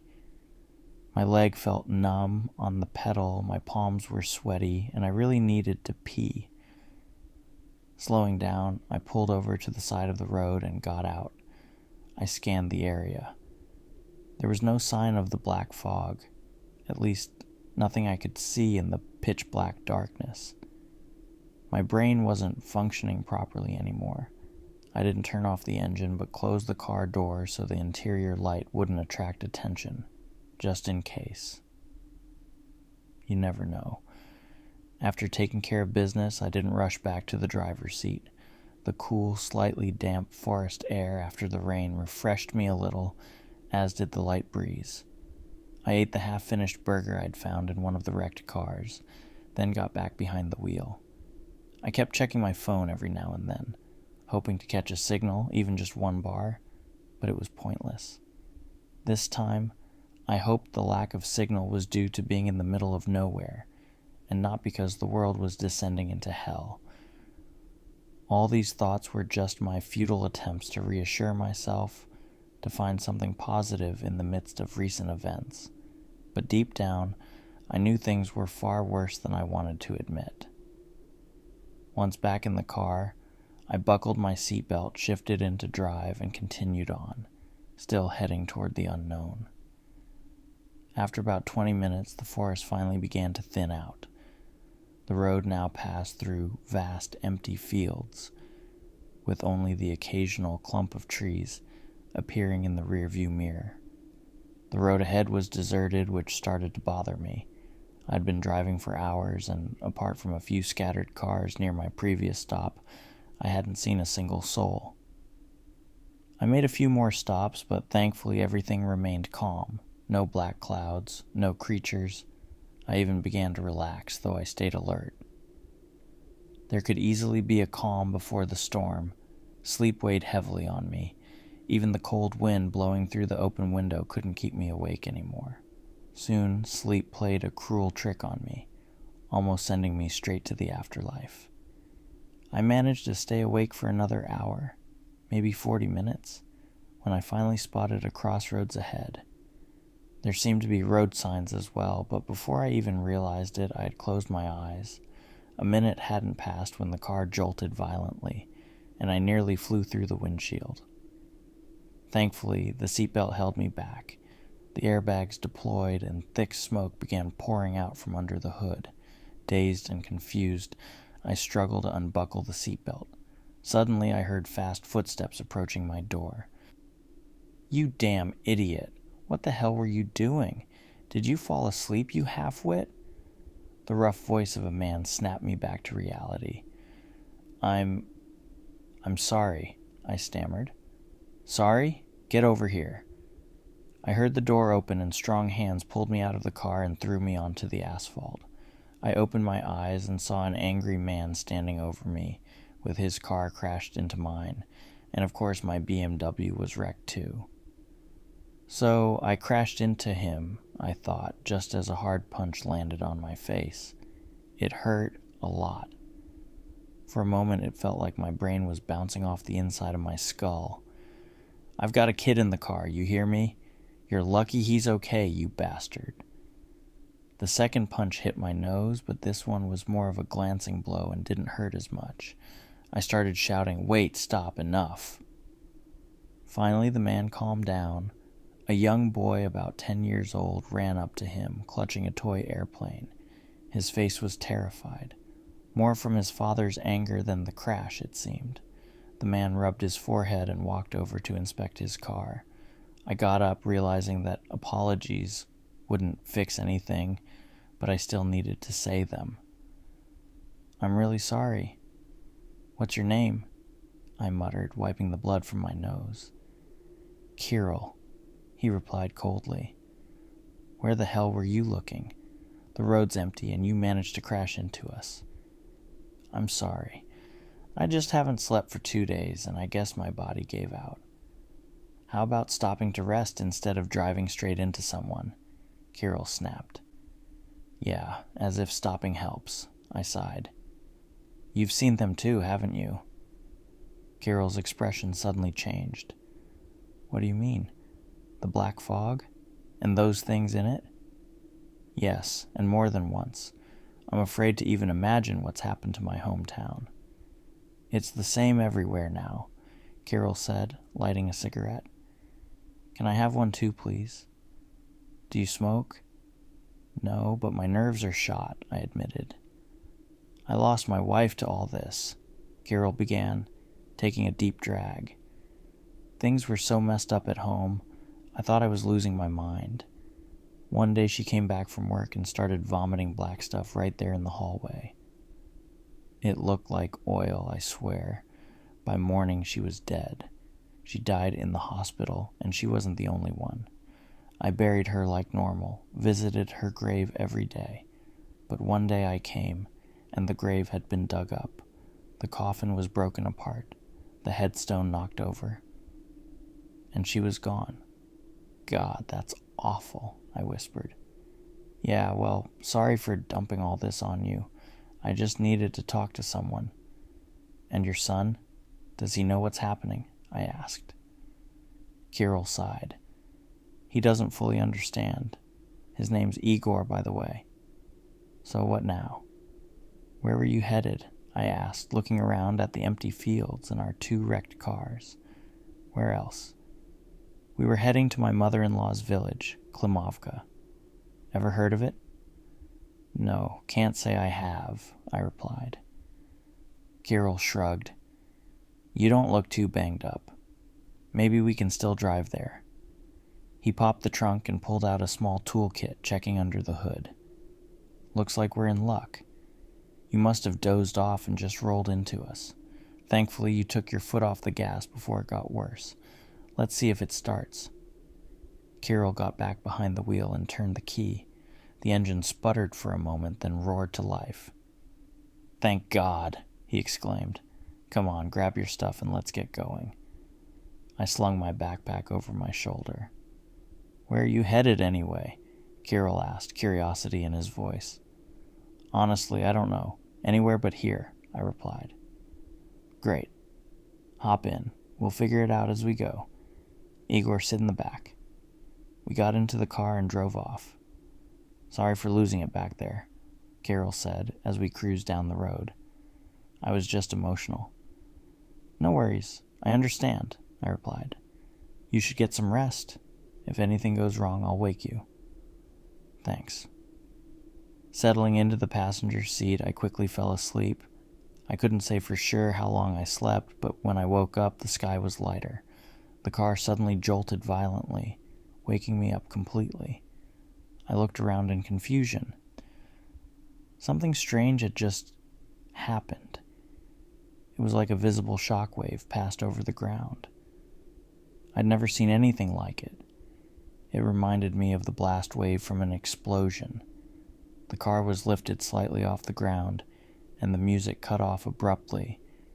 The dashboard lights went out, and the engine stalled in the middle of the road. What was that? I asked, terrified, looking at Kirill. He just shrugged, trying to restart the car. Papa, look there, Igor screamed from the back seat. We turned and saw it, a menacing black cloud forming in the early morning sky. Kirill stared at it for a second, then we bolted out of the car. Grabbing whatever we could, I shouldered my backpack and took Kirill's bags, while he scooped up Igor. We ran as fast as we could in the opposite direction of the approaching cloud. But then the ground shook again. This time I could feel the fast, heavy footsteps of something enormous nearby. We ran through the forest, pushing our bodies to their limits. Behind us, the eerie wails of the creatures within the fog grew louder. Then suddenly, we heard a scream, more terrifying than anything I'd ever heard. It was so loud that my ears rang. Leaves flew into the air and the trees bent under the force. I ran, gasping for breath, my mind racing. Where were we even running to? I didn't know. I just kept running until my legs gave out and I collapsed, choking for air. Get up, quick! Kirill shouted, rushing to pull me to my feet. What's the point? We're dead either way, I screamed in panic. Straight ahead, then turn right. We're almost there. The village. We'll hide somewhere. Kirill's words gave me a spark of hope, and I forced myself to stand. We continued running, and soon the forest thinned, revealing a wide open field. Not far off, I could see the rooftops of several houses. They were so close, yet so far. Running across the field was easier, and adrenaline kicked in, giving me strength. But behind us, the black cloud was consuming more and more of the landscape. In just a few minutes, it had swallowed the forest we had run through. It devoured everything in its path like some monstrous beast. We reached the village just in time, bursting into what I assumed was Kirill's mother-in-law's house. Kirill quickly opened the cellar door, lowering Igor down first, then following behind. I stood frozen in the house, paralyzed by fear. Get down here, you idiot. What are you waiting for? Kirill yelled from below, his voice mixed with Igor's sobs. But I was staring out the window at the most horrifying sight I'd ever seen. A humanoid creature stood outside, its long, thin limbs resting on the glass. I could see it clearly, its grotesque, gaping mouth filled with crooked, razor-sharp teeth, and its wide, bulging eyes like two giant black beads. It stared back at me, almost hypnotizing me. I knew I had to jump into the cellar, or else this wouldn't end well, but I couldn't move. I was paralyzed. I stared at it, and it stared back. Suddenly, the glass under its hand cracked and then shattered, sending sharp shards flying into me. Kirill's voice sounded muffled, as if he were 10 meters away. My ears were still ringing as the creature, now mixed with the black fog, began to climb through the window. It wasn't alone. Before Kirill grabbed me and pulled me into the cellar, I caught a glimpse of several more creatures at the other windows. Kirill slammed the cellar door shut and barricaded it with whatever he could find. Igor quietly sobbed into his father's chest while I sat on the floor, clutching my head, which had hit the ladder during the fall. We could hear the creatures upstairs in the house, their footsteps heavy, and their voices guttural, as if they were speaking in some horrific language. But after a while, the noises stopped. We remained frozen in the cellar for a long time, afraid to even make a sound. Only after a couple of hours did we dare to whisper to each other in the pitch-black darkness. Nothing worked, neither our flashlights nor phones, and even the lights in the cellar were out. Judging by Kirill's trembling voice, he was in shock. He mumbled incoherently, his words jumbled together. "Did you see what happened to the village?" he suddenly asked me. "Yes, I saw everything," I replied, still shaken. When we first arrived, I'd noticed the semi-destroyed houses, the shattered windows, and those black flakes, like ashes, scattered all over. But the most horrifying thing was the complete absence of people, including Kirill's mother-in-law. That was probably why Kirill fell into a state of apathy once the immediate danger had passed. Igor had calmed down, sitting silently in his father's arms. At times, I wondered if he was even still there. It seemed like the nightmare was happening everywhere, in every town, village, and settlement. Where did this come from? What is it? Please explain it to me, Kirill mumbled, his voice on the verge of hysteria. What can I tell him? I thought. If I knew, I would have told him. To be honest, at that moment, a burning desire took hold of me, a need to understand what was really happening, what had caused the world to collapse, and what that strange phenomenon was when our car stalled and all the electronics stopped working. The cellar was damp and cold. The air reeked of mold and mildew. Eventually, we noticed light coming through the cracks in the cellar door. When it was quiet outside, we decided to finally climb out. Kirill opened the door cautiously, and I peeked through. Convinced that the danger had passed, I climbed out first, followed by Kirill and Igor. The house was in chaos. The roof was punctured, the furniture was scattered everywhere, and the black flakes had made their way inside, coating everything. "Papa, what happened here?" Igor's small voice broke the silence. "I don't know, son. I don't know," Kirill replied. We stepped outside, and the cold hit us. The sky was overcast again, and a chilling wind cut right through us. The empty village looked eerie with its destroyed houses, broken fences, and puddles of congealed blood. We cautiously explored the area, expecting something awful to jump out at any moment, forcing us to flee again, but thankfully nothing happened. We searched the houses for anything useful. There was no food. The refrigerators held only spoiled or rotting items. "You know," Kirill said, turning to me, "I think the only safe place now is the forest, as far away from populated areas as possible." "So what? Are we supposed to live in the woods like savages?" I asked. "I don't know.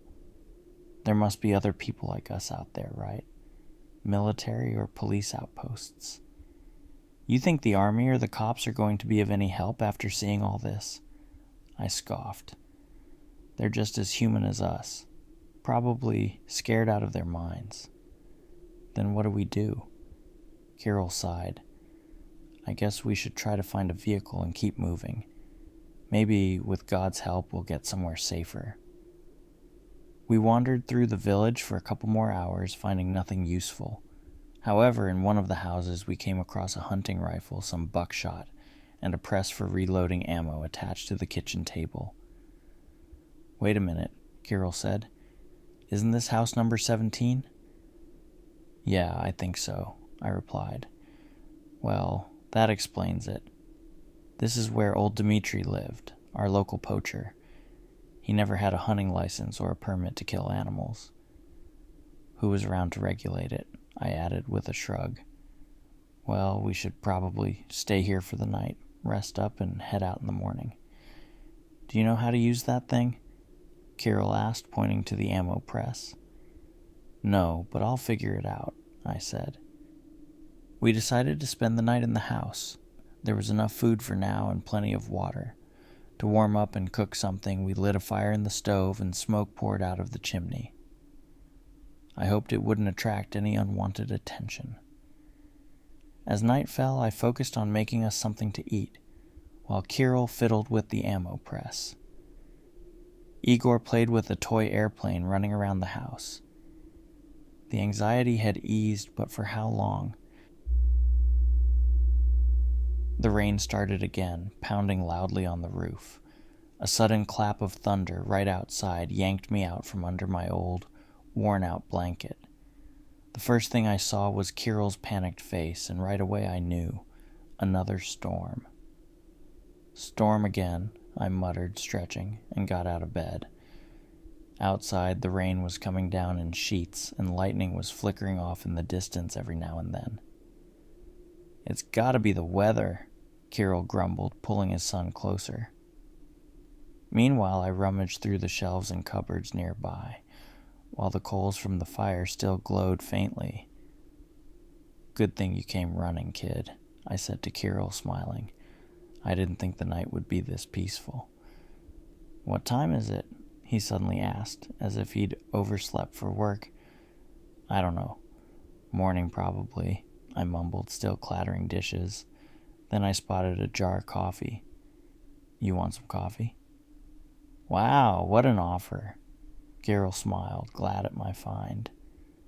I grabbed a small metal scoop, went outside, collected some rainwater, and soon enough the coffee was brewing on the glowing coals. A pleasant aroma filled the dingy, depressing hunting shack. Igor was still asleep, so we didn't wake him. Pouring the coffee into cups, we stepped outside. The moist morning air filled our lungs, mixed with the smoke from our cigarettes. In that moment, I didn't want to leave, to be honest. "So what are we going to do next?" Kirill asked. What do we do? I'd love to stick around a little longer, but I've got a bad feeling. I've cheated death way too many times. No one's that lucky. What are you saying? You think the nightmare will start all over again? I do. We should probably come up with some kind of plan. Yeah, a plan's good and all, but you know how it goes. We make a plan, and then things go to hell as soon as that thing shows up. True, I muttered, scratching my head. Anyway, I checked the rifle while you were sleeping, cleaned and oiled it. Made a few dozen rounds, too, though I'm not sure if they'll work, Kirill bragged. I kept looking around, sipping my hot coffee, trying to spot any danger. But so far, nothing. Kir, you know this area pretty well, right? Well, not really. I've barely been here. Only reason I came was 'cause of the mother-in-law, he said, smiling. He started waking the kid up. I just know where the village is and where the bus from the city used to stop. That's it. And where was that? I asked, already thinking about our next move. Same place we left the car. You know, just a bit further down the road. Probably where we should head. Good morning, son, Kirill said softly. Morning, Dad, Igor mumbled, still half asleep. We should start packing. If I remember right, there's a small town about 50 kilometers from here. What's it called? I asked, curious. I can't remember for the life of me. I only went there a few times to take the mother-in-law to the market. Well, we can head there, I guess. Yeah, but what if we get there and it's the same situation as here? What'll we do then? You got a better idea? I shot back. Kirill just shrugged, annoyed. All right, let's have breakfast and get going. Yawning, we gathered our things and left the shack. The rain hadn't let up, so we were soaked through in no time. Thankfully, once we got into the forest, the bare trees offered a bit of cover. We stuck to the woods, keeping the road in sight but not risking walking on it. Who knows what might happen? Mud clung to our boots, making every step feel heavier. We walked for about an hour, stopping now and then for a smoke and a bite. Surprisingly, Igor wasn't complaining. He didn't whine or ask for a break. He listened to his dad and tried to help when he could, like finding something in the backpack or doing other small tasks. But the kid was awfully quiet, and it made me uneasy. Kir, hey, can I ask you something weird? Sure, what's up? Why is Igor so quiet? He barely says a word. Kirill chuckled. He's just shy, man.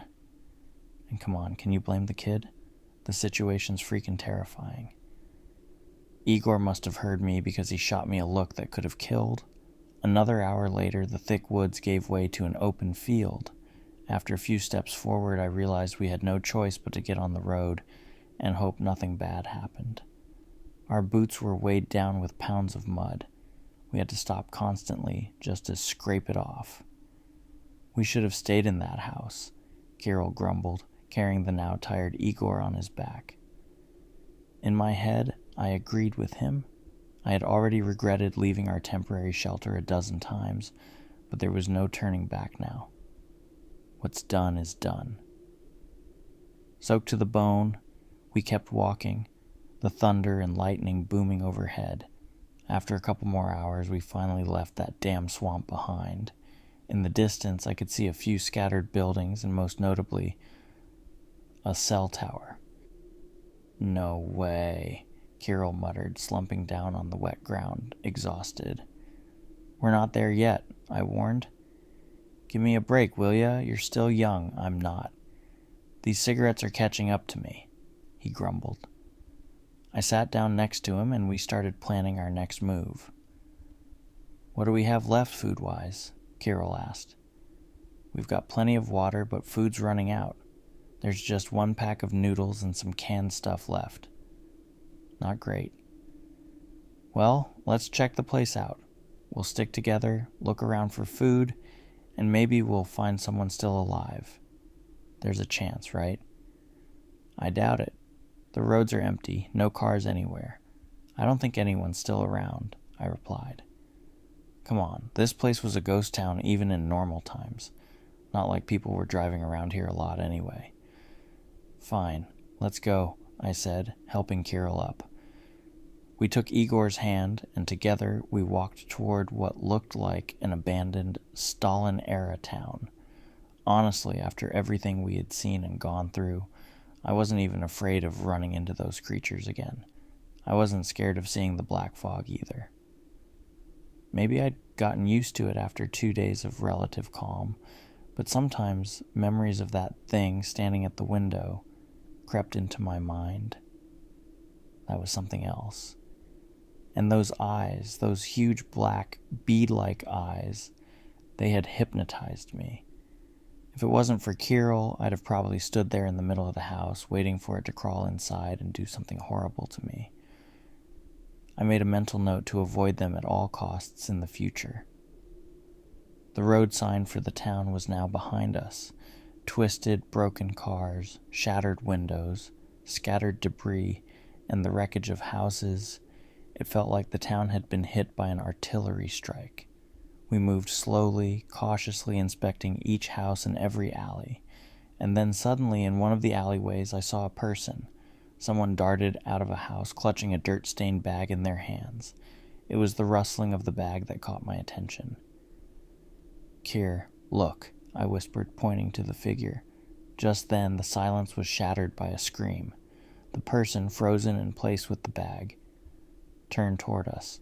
We ran towards him, but before we could reach him, he bolted, jumped over a fence, and disappeared around the corner of the house he came from. "Hey, stop!" Kirill yelled, sounding more like a pissed-off dog that had spotted a cat. We chased him around the corner, but the stranger was already gone. Damn it, slipped away, the bastard.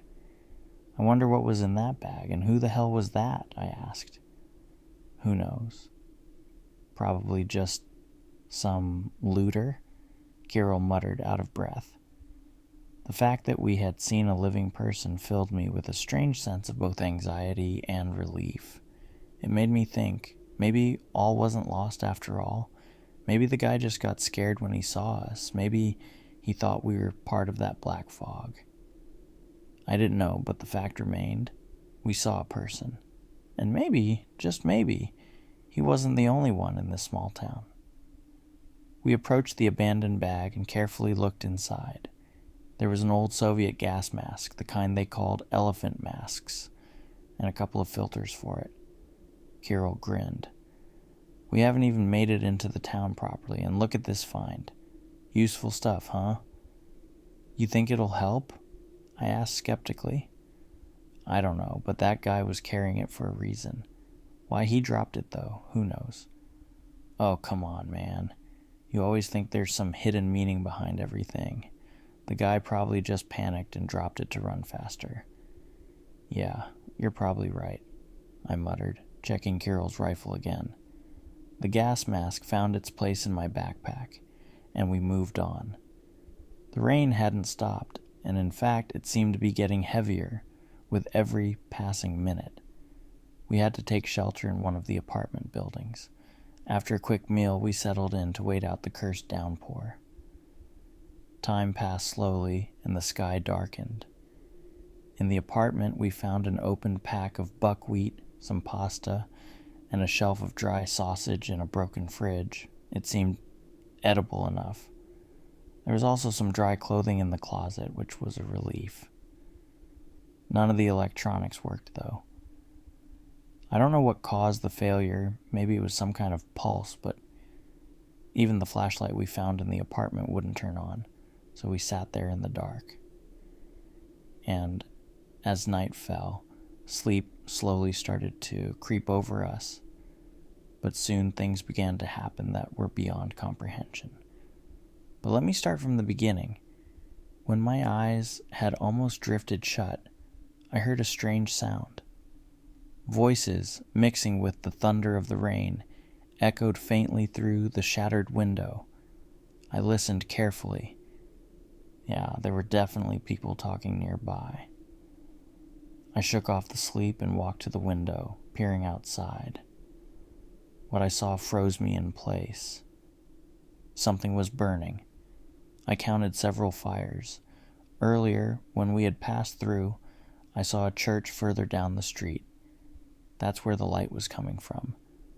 The fires, or maybe they were torches, were concentrated there. And what's worse, similar lights were now approaching our building. They were getting closer. In the glow, I could make out figures, people dressed in ragged clothes, holding burning torches. They were searching the houses as if looking for someone. Watching them, I had a terrible feeling. I ducked behind the wall and crept over to where Kirill was still sleeping. "Kir, wake up, wake up." "I think we've got trouble," I whispered, shaking him. He grunted and turned over, half asleep. "Trouble? What the hell are you talking about?" he mumbled just as a voice from outside rang out. "They're in that house on the second floor." "I'm telling you, someone's looking for us, and I doubt it's for a friendly chat," I whispered urgently. That woke him up. Kirill shot off the floor like he'd been electrocuted, grabbing his rifle. "What the hell's going on?" he asked, panicked. "Do you hear them?" We both went silent for a second, and then we heard the footsteps. They were coming up the stairs fast. "Who are these people?" Kirill asked, his voice shaking. "I don't know. I just spotted them. There must be at least 10 of them, maybe more. And they don't seem friendly." "Shit! We can't fight them all," I whispered, picking up a rusty piece of pipe from the floor. My hands were shaking, my mouth dry. My heart pounded in sync with the approaching footsteps. One of them was already in the apartment, then another and another. There had to be at least 10, maybe more. The first one stepped through the doorway into the room and a gunshot rang out. His lifeless body fell to the floor. Screams and panicked shouts followed, along with the sound of Kirill reloading the rifle. Everything was happening too fast. 2 more rushed into the room. I swung the pipe as hard as I could, hitting one of them in the head. I felt his skull crack under the blow. But then, I got hit. The last thing I heard before losing consciousness was another gunshot. When I came to, my head was pounding and I felt warm blood trickling down my face. There was a constant ringing in my ears and it was unbearable. Slowly, I opened my eyes and realized my hands and feet were tied tightly. I was in a church, probably the one I had seen earlier. I was sitting on a chair and in front of me was a disturbing scene. There were about 30 people, men, women, children, and elders, all standing in the middle of the church chanting something strange. It sounded like a prayer, but I had never heard anything like it before. The words were unfamiliar, barely recognizable. The church was a mess with boxes and debris scattered everywhere. A small fire burned inside, sending smoke out through a broken window. The walls and icons were defaced with what looked like charcoal from the fire. But what really caught my attention was something I had seen before. The outline of a figure on the wall, like the creature that had appeared near my house. It wasn't just that one. The walls were covered with depictions of those things, including the ones that had attacked the bus and almost entered the house where we had recently stayed. There was a leader among these people, I could tell. I didn't know what they called him, but he stood by the fire preaching. "They will come," he proclaimed. "They will descend upon our sinful earth, and darkness will cover the land. Only we will be able to see the true rulers of our world." What the hell is he talking about? I thought. They all stood there, listening to him, nodding in agreement like mindless zombies. Today our brothers and sisters went to join them. Let us pray that they are well received. The preacher continued. From the sound of it, he was talking about the ones Kirill and I had killed earlier. Suddenly I remembered Kirill and Igor. Were they here too? I scanned the room and finally spotted Kirill, sitting tied up in the opposite corner. But I couldn't see Igor anywhere. "He's awake!" someone shouted from the crowd, and I instantly felt dozens of crazed eyes fix on me. The preacher was the first to approach. He grabbed my chin roughly, inspecting me from both sides before stepping back. He is guilty of killing one of our own. Vengeance will be served, the preacher declared. Who the hell are you people? I blurted out, though deep down I already knew my fate was sealed. You should be asking who you are, he retorted. Why did you come here? We were just looking for survivors, for food, for shelter, I tried to explain. And what did you find? Survivors, yes, and now 3 of them lie in the ground. Was that your plan all along? They were coming for us, and they weren't coming in peace, I shouted back. You've been watching us all day. Why? Look, man, I don't know what you think, but before I could finish, the preacher crouched down in front of me. The rest of the crowd stared at me, their faces dull and emotionless. You have something we need, he said quietly. What do you want? Take the backpack. It's got food and water. That's all we've got. We have enough food and water for now. What we need, you'll see later, if you live to see it. You killed someone's family today, and I think they wouldn't mind a bit of revenge, right, brothers? The preacher turned to the crowd. What do we do with these outsiders? Kill them, someone shouted from the back. The church filled with shouts and chants from the deranged congregation. Another one's awake, a voice called out. I turned to see an old man standing near Kirill, who had just regained consciousness. Great, now we're all here. Bring the boy, the preacher ordered. A moment later, I heard the sound of a child crying, and then I saw a large man dragging Igor by his hood. Seeing his father, Igor tried to break free, but the man smacked him across the face. What the hell are you doing? Kirill shouted, his voice shaking with rage as Igor lay on the floor, whimpering, surrounded by the twisted crowd. Brothers, prepare the ritual, the preacher commanded. At that moment, it all clicked. They were planning something awful, and it was going to happen to Igor. Kirill must have realized it too, because he started thrashing against the ropes, yelling at the top of his lungs. But the crowd ignored him, too caught up in their madness. They tied Igor to an old kitchen table that had mysteriously appeared in the church. One of the crazies picked up a knife, and it was passed around the crowd, as if each person needed to touch it before the ritual could begin. Time was slipping away. I was terrified for Igor, for Kirill, and for myself.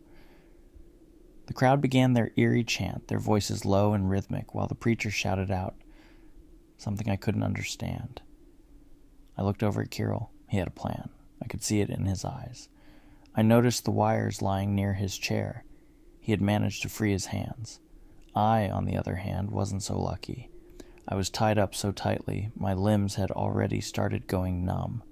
But Kirill was biding his time. I could see it. A few more minutes passed, and then something unexpected happened. Just as the preacher was about to plunge the knife into Igor, Kirill sprang into action. He grabbed the preacher from behind, snatching the knife from his hands and holding it to his throat. Back off, all of you, back off, Kirill roared.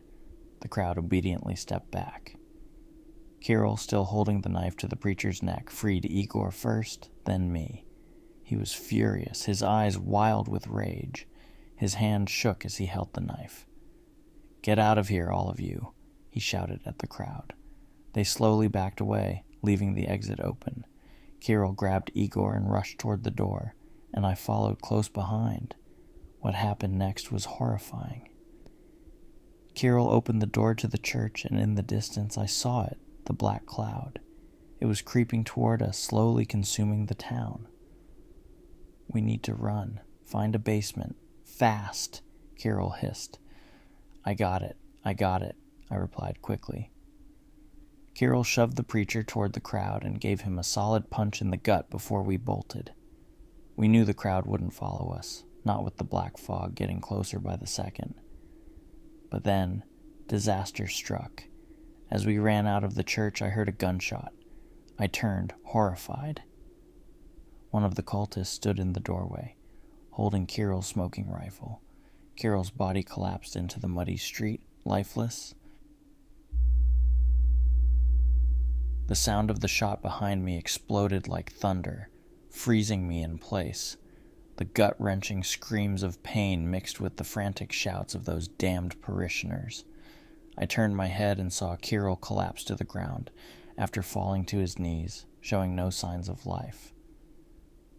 At the entrance of that cursed church stood a hideous, bald man holding the same shotgun Kirill had taken from the hunter's house in that village where his mother-in-law lived. Igor immediately tried to run toward his father, but at that moment something clicked in my head and I gripped his hand even tighter. He screamed and struggled, but I was stronger. A dark cloud was already slowly covering the suburbs and the private sector. The howls of the Dark Ones, as the cultists called them, could now be distinctly heard from that direction. We were caught between two fires, and the next few seconds would decide our fate while the filthy parishioner reloaded his shotgun. "Igor, we need to run. You hear me?" I yelled at the boy, but it was as if he wasn't listening. He was having a breakdown. And honestly, I was losing it too, when I saw Kirill's bloodied body lying in the dirt in front of that damned church. Hold them until the Dark Ones arrive," the pastor roared at his parishioners. Hearing his voice, they seemed to go wild, and even Igor appeared to snap out of it. We dashed away from the church, crossing the road and diving through the broken window of a nearby apartment block. Screams and shouts of the cultists echoed behind us, growing louder as they closed in. "Stop! Stop!" came the shouts from the crowd. Then a shot rang out again, just as suddenly as the first one, and once again, at the worst possible moment.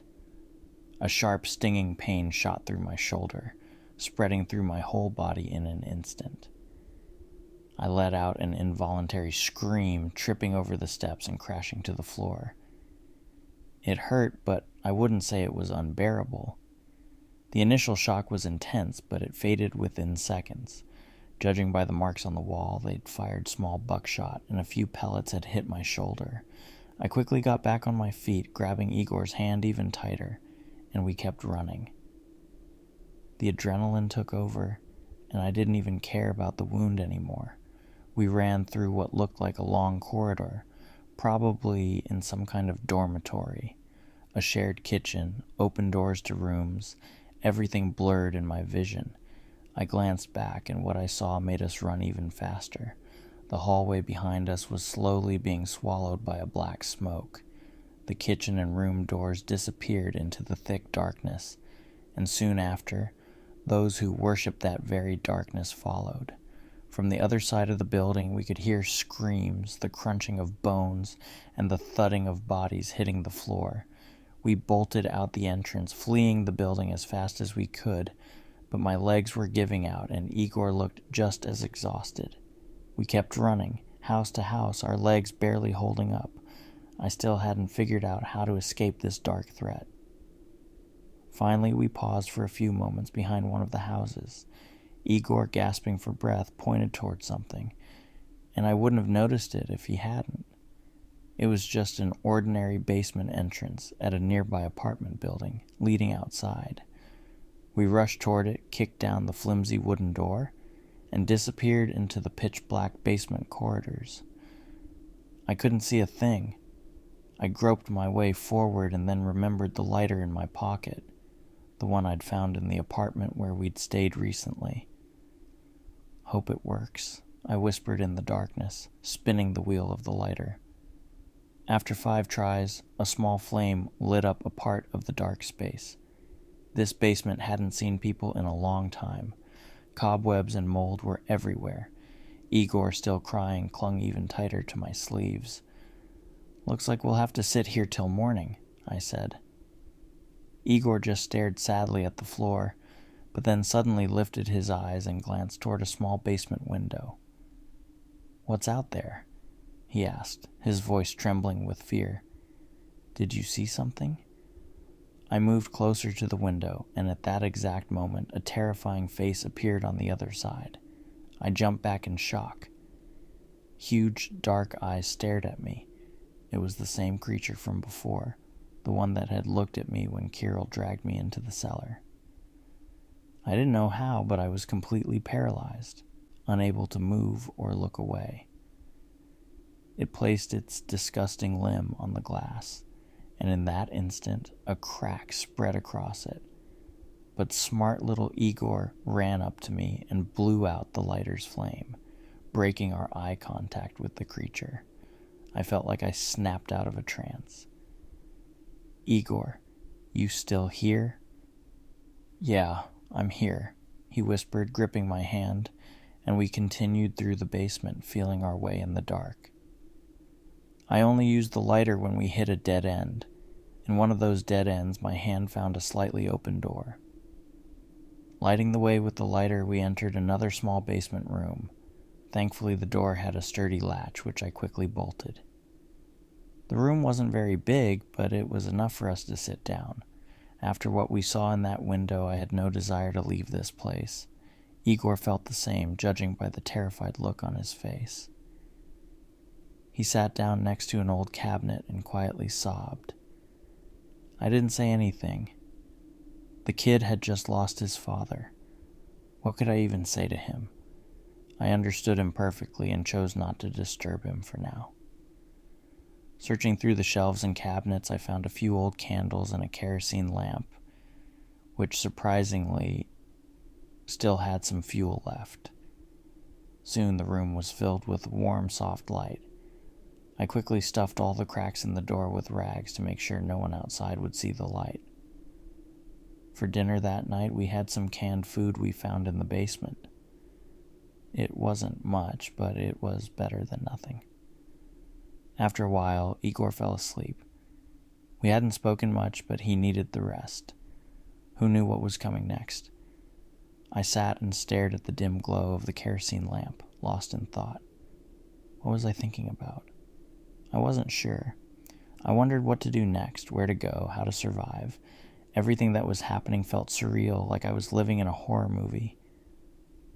The noise outside didn't stop. They were still out there, close by. Thank God we'd managed to hide, and it was mostly thanks to Igor, the confused, tear-stained boy who had just lost his father a few hours ago. Now it was just the two of us, and I couldn't abandon him. I tried to get comfortable and sleep, but every sound outside jolted me awake. Eventually, though, exhaustion took over, and my eyes finally closed. When I woke up, the kerosene in the lamp had burned out, and I was surrounded by complete darkness. Igor was already awake. "How long have you been up?" I asked groggily. "I don't know, maybe an hour," he mumbled. "Why didn't you wake me up? You need rest too." I couldn't stop being amazed by him, so small yet so mature and composed. Most adults wouldn't be able to handle what he's been through without losing their minds, and here was a 10-year-old kid holding it together. "Have you eaten anything?" I didn't want to wake you. "Come on, let's light a candle. I can't see a damn thing." I fumbled for the lighter and lit a candle. "It's just us now, Igor." I sighed. "I know," he said quietly. He seemed to have calmed down a bit, and I tried my best to keep him distracted, telling him funny stories from my childhood. I even managed to get a smile out of him. We talked for a while, getting to know each other better. He finally stopped addressing me so formally, which was a small victory. I kept trying to keep his mind off the bad stuff, which is easier when they're young. "Igor, we need to gather whatever we can use here and then head out to scout the area. I hope things have calmed down outside." We stood up from the damp floor and began searching the room. There wasn't much, just some old canned goods, a rusty bike, and a bunch of bamboo fishing rods. I pulled the rags out of the door cracks, grabbed the candle, and stepped into the basement corridor, hoping things were quiet outside and we wouldn't run into that creature again. Most of the basement storage units were locked, but we managed to open a few. In one, I found an old backpack, which we filled with a bottle of motor oil and a huge butcher knife. In another, we found a small hatchet, a couple of cans of stew, and a gas mask. The mask didn't have a hose, but Igor spotted it lying at the end of the corridor. Good job, Igor. This will come in handy. It was time to move. We approached the basement exit. I peeked through the same window. It was daylight now, and I didn't see any creatures nearby. Looks clear. Let's go, I whispered, and we finally left the dark, damp basement. The daylight hurt our eyes, and the cold wind cut through us. We had to search more apartments for warmer clothes, but luckily there were plenty. We also stocked up on food and, avoiding the main streets, made our way out of the town. We stayed off the beaten path, cutting through backyards and gardens to avoid running into the crazy cultists. Finally, after about an hour, the buildings became less frequent, and we saw a road sign in the distance marking the edge of the town. But we weren't alone. There were people nearby. Igor, over here, I whispered, pulling him behind a lonely transformer booth. There are people there, but who knows if they're sane or not. Doesn't matter. I think we should go around them, just in case. We crouched and ran, weaving through a small forest, keeping our eyes on the people near the sign. Suddenly, one of them turned and pointed in our direction. "Damn it, they saw us! Run!" I yelled, grabbing Igor by the sleeve and pulling him with me through the underbrush. The ground was soft from the rain, turning into a muddy mess that stuck to our boots. Sometimes it felt like we were sinking into it, but we kept running without looking back. We didn't stop until our legs gave out, collapsing on the edge of the next village. "Looks like we got away," I gasped, barely able to catch my breath as I peeked out from behind a tree. What now? That was the question that popped into my mind. The town was behind us, the forest on one side, and a field ahead. I had no idea where to go next. In all the chaos, I'd completely forgotten about my injured shoulder. Surprisingly, it barely hurt anymore, not even while we were hiding in the basement. "Igor, check my shoulder, will you?" I took off my jacket and lifted my shirt. There were a few small wounds and lots of bruises, but nothing major. "Are there any buckshot pellets still in there? Can you feel anything?" "No, it's just bruised. The cuts have already dried up." "Well, I guess I got lucky." "You eat up, rest a little, and then we'll keep moving," I said, handing Igor some food. "Where are we going, though?" he asked suddenly. What was I supposed to say? I had no idea where we were going. Well, logically speaking, there should be a road beyond the field. We just avoided the town to stay clear of those crazy people. Now we need to find that road and keep moving. "We'll figure things out as we go," I replied. "You're always in a hurry." "All right, let's go then." After catching our breath, we set off, hoping to reach the road. At that moment, it was the only point of reference we had, and roads always led somewhere. Hopefully this time it would be to a normal town, or at least a village with sane people. That's all we needed back then. We walked for a long time, an entire day, with only a few stops to rest. We kept going, even at night, thankfully avoiding the black fog. We didn't light any fires to avoid attracting attention. Luckily, the food we had didn't need cooking. The stew we found in the basement was actually quite decent. The night was eerily quiet, which made me uneasy. Even the few remaining leaves on the trees didn't move. Everything seemed frozen, and our whispered conversations felt like they echoed for miles in the silence. We found shelter in a small ravine near the road, under a fallen pine tree. It was a good spot, well hidden. That night I was woken up again by that same familiar impulse. Suddenly the ground began to shake, and a powerful wind whipped through the trees, even knocking a few over. Igor woke up, his wide, terrified eyes locking onto mine. A few seconds later, a shockwave hit us like a massive explosion, accompanied by a deafening roar. It knocked us off our feet and threw us backward. Trees around us were collapsing like wheat in a field. My heart pounded in my chest, and my breathing became rapid. And of course, I landed right on my injured shoulder. What the hell is happening? Is it a war? I yelled, scrambling to my feet and peering out of the ravine. A few kilometers away, I saw 3 bright lights in the field, but within minutes the lights started to dim as a dark mist began swallowing them. Igor, we need to get out of here now. A strange, high-pitched screech echoed from the direction of the lights, confirming my instincts. We quickly gathered our things and ran as fast as we could, putting as much distance between us and the fog as possible. We allowed ourselves only brief stops to catch our breath. We ran until I tripped and slammed my head into something cold and metal. I groaned in pain, and Igor rushed over to help me. When I opened my eyes, I realized what I had tripped on: train tracks. It was a strange mix of emotions. On one hand, it hurt like hell, but on the other, I felt a strange sense of relief. The tracks had to lead somewhere, and following them would be much less conspicuous than walking along the roads. Not far ahead, we spotted what looked like an old train station, just a few concrete slabs piled together, with a rusty, crooked fence.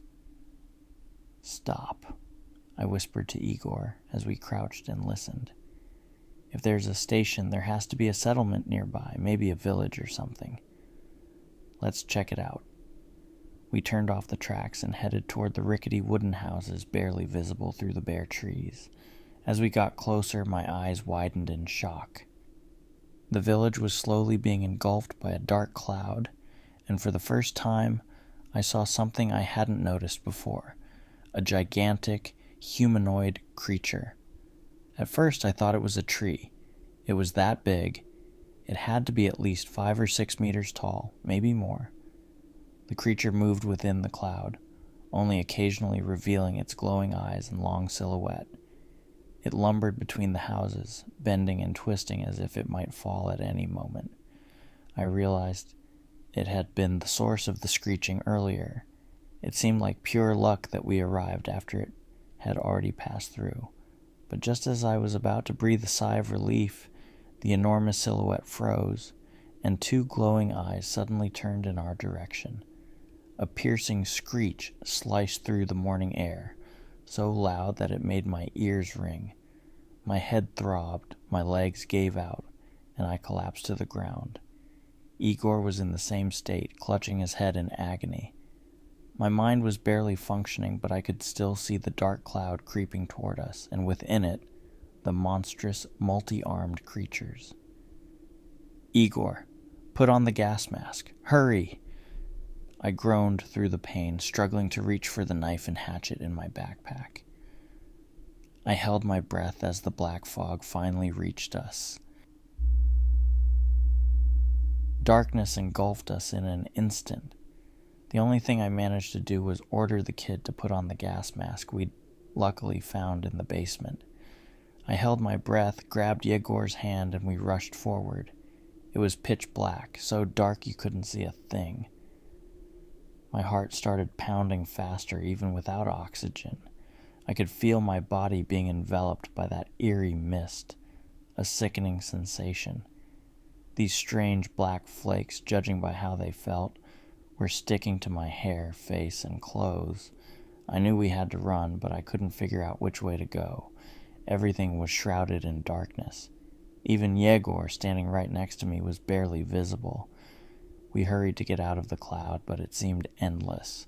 The moment we moved, I felt something shift nearby. Then, out of the corner of my eye, I spotted a pale body. Without thinking, I grabbed the boy by the arm. Thankfully, he was as thin as a twig and ran in the opposite direction. Each second, it became harder and harder to hold my breath. Not wanting to lose another life, especially not a child's, I made a desperate decision. I quickly ripped off Yegor's gas mask. He hadn't even taken a breath when I covered his mouth and nose with my hand to prevent him from inhaling. I put on the mask, took a few breaths, then handed it back to him. We kept running, and I prayed that his lungs would hold up and that we'd finally escape the cloud. Disoriented by the darkness, we stumbled upon those crooked little houses where that long, screeching thing was still lurking. I realized what it was when we slammed into the side of one of the buildings. My forehead hit hard and I collapsed to the ground. Yegor immediately started helping me up, covering my mouth and nose with his tiny hands to stop me from breathing in the foul air. Honestly, he did it just in time. I stood up and fumbled for a door or window in the wall. The boy clutching my jacket followed closely behind. Circling the house, I finally found a window. One quick punch and the old glass shattered. I hoisted Yegor through the window and climbed in after him, barely noticing the glass cutting me. Pain didn't matter at that moment, neither from gunshot wounds nor the damn glass. The black mist hadn't reached inside the house yet. It was relatively clean, aside from a 3-inch thick layer of dust. I started gulping in air while I had the chance, but that didn't last long. Through the broken window, the mist started creeping in again. There wasn't time or energy to block it. We frantically searched the floor, hoping to find a cellar, somewhere to hide from this nightmare. But it was already behind us. I turned and saw silhouettes through the window. Not just one or two, there were many. And among them, those multi-armed figures stood out the most. Their broken, puppet-like movements terrified me. Their voices were chilling, sending ice through my veins. Yegor, staring wide-eyed at the window, started backing away, trying to take off his gas mask. "Yegor, don't you dare," I yelled. His muffled response was just a jumble of sounds inside the mask. I kept breathing deeply while I could.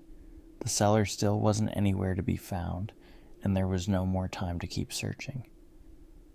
One of those multi-armed creatures had started to crawl through the window along with the black mist. The door was locked, so I had to break another window. Wrapping a rag around my hand, I smashed the glass. But just as I was about to grab Yegor, I heard his panicked scream. I turned and nearly lost it.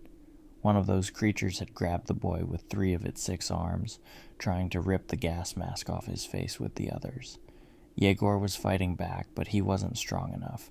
That's when the butcher's knife came in handy. Without hesitation, I pulled it from my backpack and hacked at one of the creature's arms, slicing it off like a branch. The thing let out a guttural screech, so loud it made our ears ring. The remaining windows in the house shattered from the sound. I didn't waste any time. I swung the knife again, aiming for the head, or whatever it had. Again and again I struck until its grip loosened and Yegor fell to the ground. Suddenly the mist seemed to retreat. My eyes had adjusted to the dark, and I could see more clearly now. That black stuff wasn't just mist. It was more like a massive swarm of billions of microscopic living organisms. From a distance it looked like smoke, but up close it was something entirely different. We crashed into an old kitchen table, sending it toppling over with a thud. Outside, things went from bad to worse. Their screams were unbearable, echoing from every direction. Judging by the noise, there were hundreds of them. How we'd escape, I had no idea. They peeked through the windows, watching us, but didn't dare enter. The mist backed off for just a few minutes, then started filling the house again. The terrified boy stuck to me like glue, refusing to leave my side. Outside, it was impossible to see anything, like the world had been swallowed by a black shroud. That's when an idea hit me. I don't know how it came to me, but in situations like this, your brain starts working a bit faster. Grabbing the makeshift shovel handle by the door, I wrapped a rag around it and soaked it in motor oil we'd found in the basement. With a flick of the lighter, the torch burst into flames, filling the room with light, but it was getting harder to breathe by the second. "Yegor, through the window now. The one in the bedroom. It's clear over there. Hear me?" He nodded frantically. "Let's go. Stay close. Hold on to my jacket, okay?" I took a deep breath and jumped through the window. We sprinted away as fast as we could.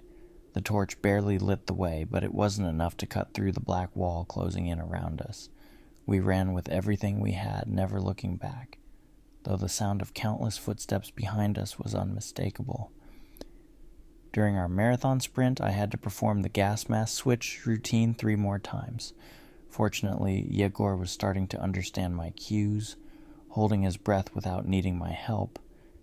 After what felt like an eternity, though I couldn't be sure of the exact time, we finally broke free from the black cloud and collapsed to the ground, gasping for air like it was our last breath. The boy finally took off the gas mask and tossed it aside. "It worked, didn't it?" I said with a smile, breathing heavily. Igor just nodded and sank to the ground, staring up at the clear, starry sky.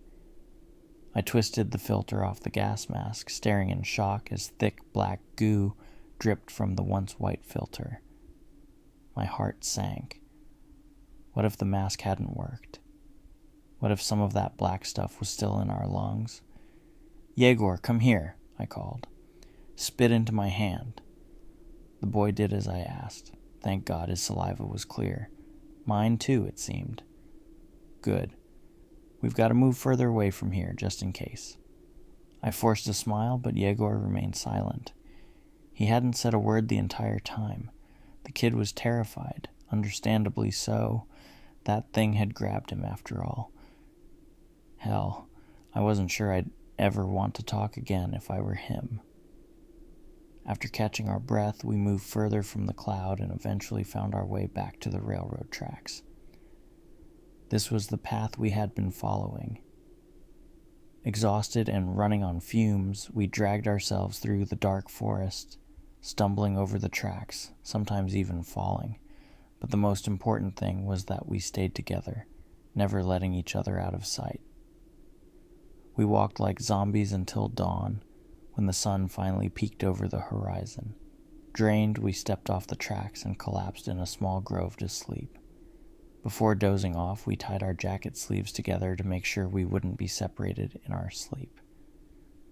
A loud crash in the distance, followed by the smell of smoke, jolted me awake. Yegor was still sleeping soundly, but I groggily tried to make sense of what was happening. Peeking out from the bushes, I saw the ground trembling beneath me. I shrugged off my jacket to avoid disturbing Yegor and stepped outside. What I saw barreling toward us took my breath away. Thick black smoke billowed from the treetops. At first I thought it was happening again, the nightmare returning. But when I noticed something resembling a train in the distance, I relaxed and felt a glimmer of hope. I ran onto the tracks, shouting at the top of my lungs. Yegor woke up and quickly joined me, both of us waving our arms like crazy. The locomotive rushed toward us, and after a few moments, the screech of brakes pierced the air as the giant machine began to slow down. We leapt off the tracks as it thundered past, finally coming to a stop about 50 meters ahead. "Hurry! Hurry!" a gruff male voice shouted from the front. I grabbed Yegor, slung my backpack over my shoulder, and we sprinted toward the engine, climbing the ladder as fast as we could. "Hello," I said awkwardly, barely catching my breath. In front of me stood an older man, around 60, dressed in a worn-out railway jacket with a face smeared in dirt like he had just crawled out of a coal mine. "Hey there, young ones," the old man grinned. "Where'd you two pretty faces come from?" "It's a long story," I sighed, dropping my backpack to the floor. "What about you? Where are you coming from?" "Ah, brother, you wouldn't believe the things I've seen," the old man said with a hoarse laugh. "What's your name?" "I'm Leonid Fyodorovich," he introduced himself. "Kinda like that Spartan king, except I ain't no king, just a poor old man." He chuckled, lighting a cigarette. The locomotive slowly started moving again. "Oh, spit on the floor real quick," he said, squinting at us. "I want to check if everything's all right with you two." We immediately did as he asked, and after seeing that we were okay, the conversation grew warmer. "So, Leonid Fyodorovich, we've seen some pretty scary stuff ourselves," I said. "The boy here, he lost his dad recently." "No way!" The old man shook his head. Killed by those creatures, huh? People around here worship them now, believe it or not. Built altars in the churches a few days' walk from here, praising the black stuff, can you imagine? What? I exclaimed. God help us, what's the world coming to? Yeah, now it's just the two of us wandering wherever the tracks take us, I explained. To be honest, you wouldn't believe how many times I've walked right on the edge, just a step away from death. Yeah, that doesn't surprise me anymore, the old man said with a grim smile. I'm from Yekaterinburg, if that tells you anything. No way. I was genuinely surprised. You're from Yekaterinburg? Yep, that's me, he chuckled. Your little friend looks tired. Why don't you let him sleep? Yegor laid down in the corner with a railway jacket for a pillow, closing his eyes. Meanwhile, I sat down next to Leonid Fyodorovich, eager to learn more about what he'd seen. I've been all over the place, he said, puffing on his cigarette. You wouldn't believe the horrors I've witnessed. It's hard to wrap your head around how any of this can be real. I hear you, I nodded. It's like a nightmare come to life. Leonid Fyodorovich continued. I was out on a regular run, just like always. My colleague, Oleshko, God rest his soul, was with me. We stopped at one of the stations, though I can't remember the name. That's when the black stuff first appeared. None of us knew what it was back then. The old man snuffed out his cigarette and kept talking as I sat down in the second engineer's seat listening closely. All hell broke loose at night. My buddy, Oleshko, came running back into the cabin, barely able to speak. He had a crush on one of the conductors, a pretty girl she was. But when he came in, he was coughing, almost like he had tuberculosis. Couldn't get a word out. I thought, maybe he's just sick, it happens. So I sent him to rest. Then, the other conductors started showing up, all begging me to stop at the nearest station. What happened? I asked.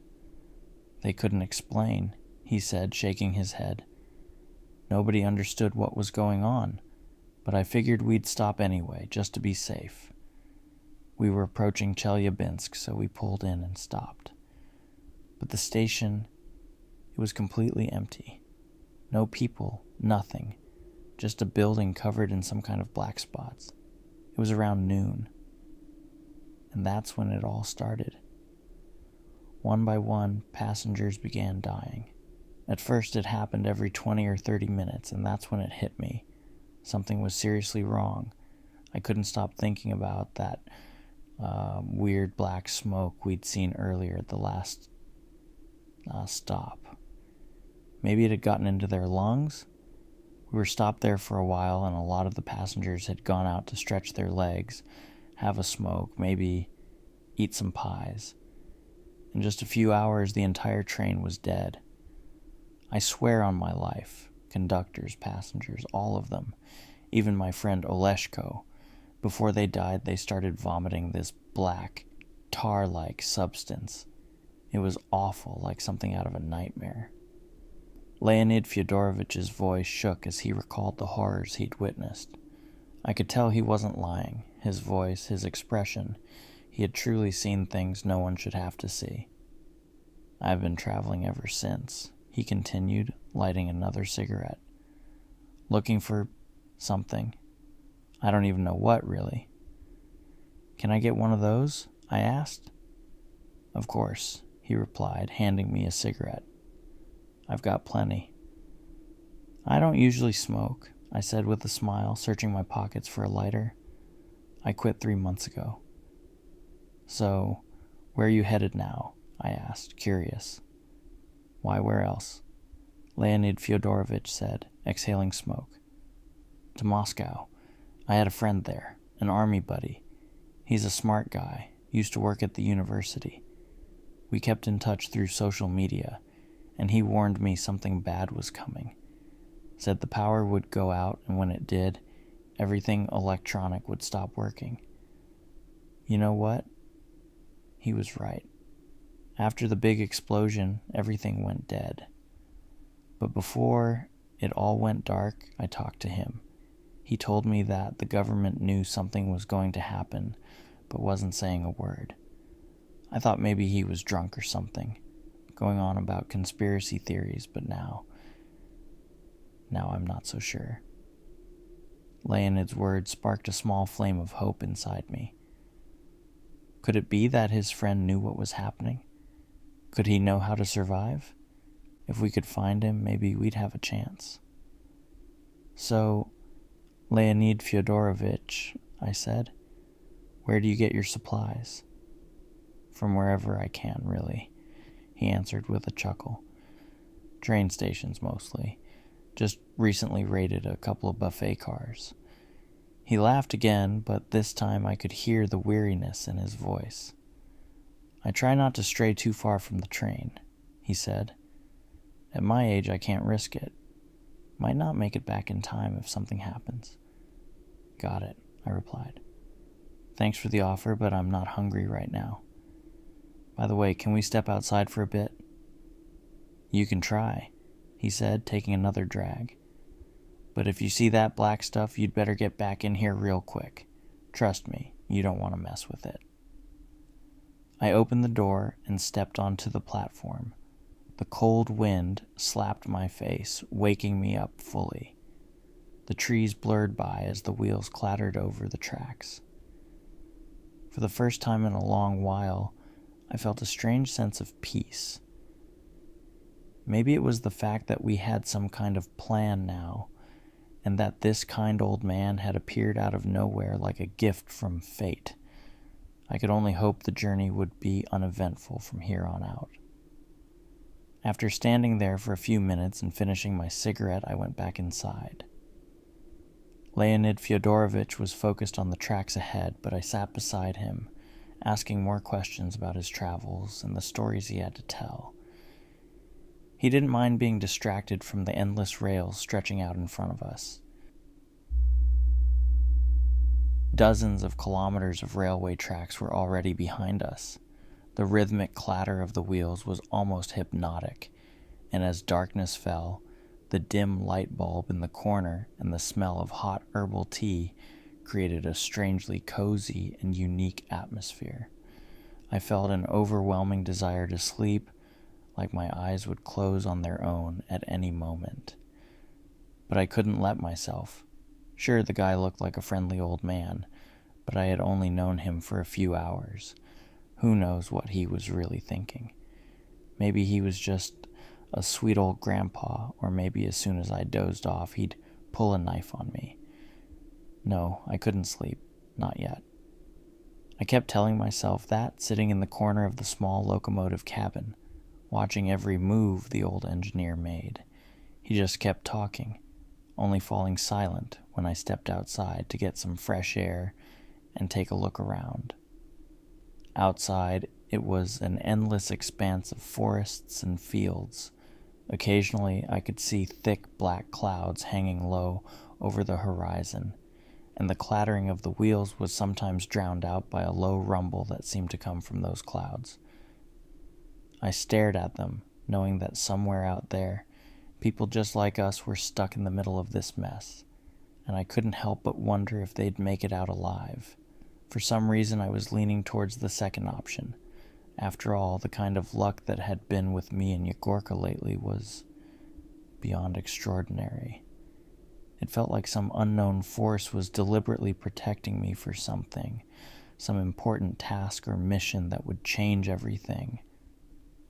Standing there on the platform, I could sense that I'd found the right path, but I had no idea where it would lead. The old engineer's stories about his friend, the one who supposedly knew something, gave me hope. I just wanted us to get to Moscow without any more trouble, meet up with him, and then figure out what to do next. Hey, Fyodorich, I said as I stepped back inside the cabin. So, where exactly are we, and how much longer do we have to go? Maybe we should go over the whole route again. It's kind of unsettling not knowing. I'd like to prepare for whatever. Give me a sec, kid. I'll check. The old man replied, coughing a bit. He unfolded a worn-out map, already torn in places. About 2 hours to Kazan. We'll get out, stretch our legs, maybe find something at the station, and we'll need to refuel too. We won't make it otherwise. His words sent shivers down my spine. Refuel? How do you refuel a locomotive in the middle of nowhere? And how exactly are we supposed to do that? I asked, trying to keep my voice steady. Don't worry about it, kid. I've done it before. I usually bring enough extra, but this time the reserves are running low. We'll stop at a tech station. I've got a pretty good idea where it is. You'll grab a bucket and we'll be in and out quick. We'll make it faster if we work together. Got plenty of buckets, just need more hands. He chuckled. I didn't wake Yegorka. He was still sleeping soundly, and I wanted him to rest as much as possible. Let him join in once we're at the station. After all, after what we went through with those damn cultists, I was starting to doubt every single person walking this earth.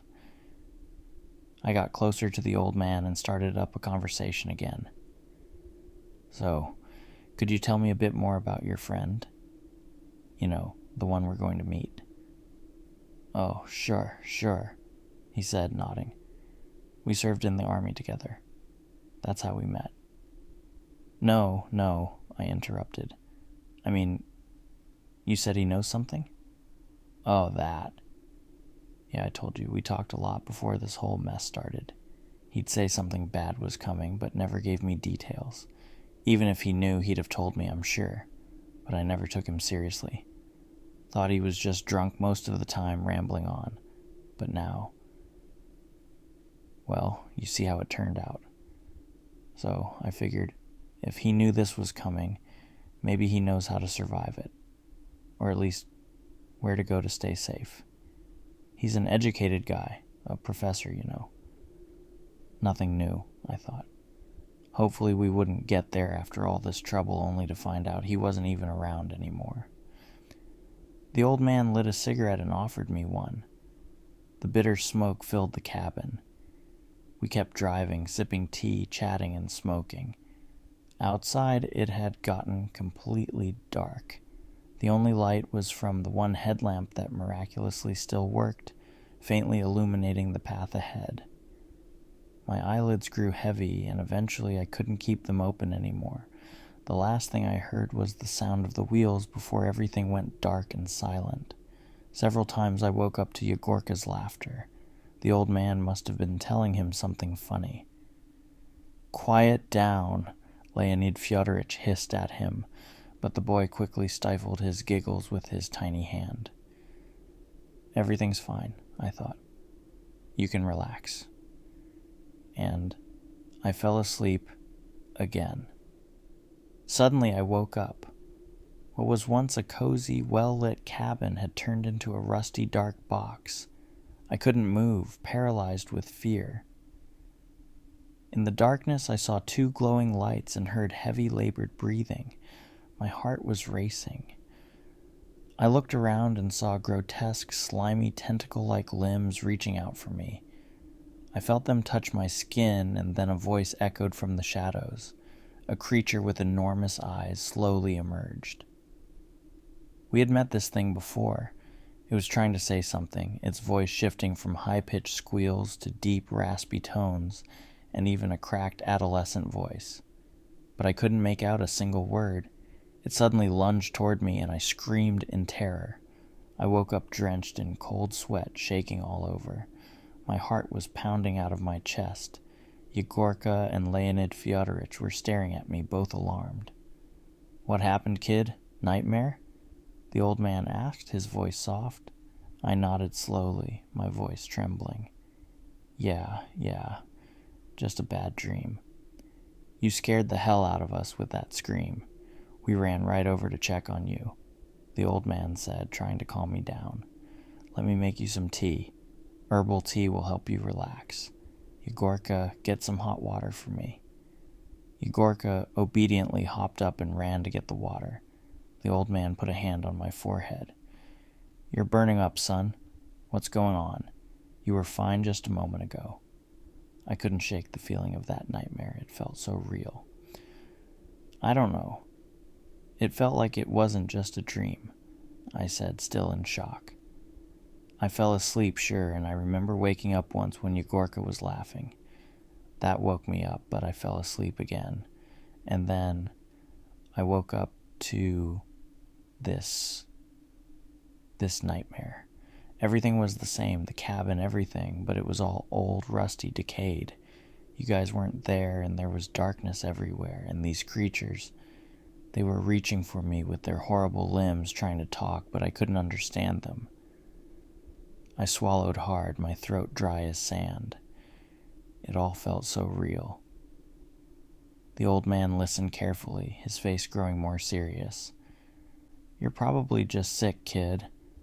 Must have caught something. Maybe the cold got to you when you went outside earlier," he said, though there was a hint of doubt in his voice. "But what if it wasn't just a dream?" I said, feeling uneasy. "What if they were trying to communicate with me somehow?" "What do you mean?" he asked, his brow furrowing. "I don't know," I admitted. "But one of them was trying really hard to tell me something. I just couldn't make out a single word." "Son, just relax. Drink your tea and calm down," the old man said, handing me a hot cup. "It's probably nothing more than a fever dream." I took the cup and drank a few sips, trying to steady my breathing.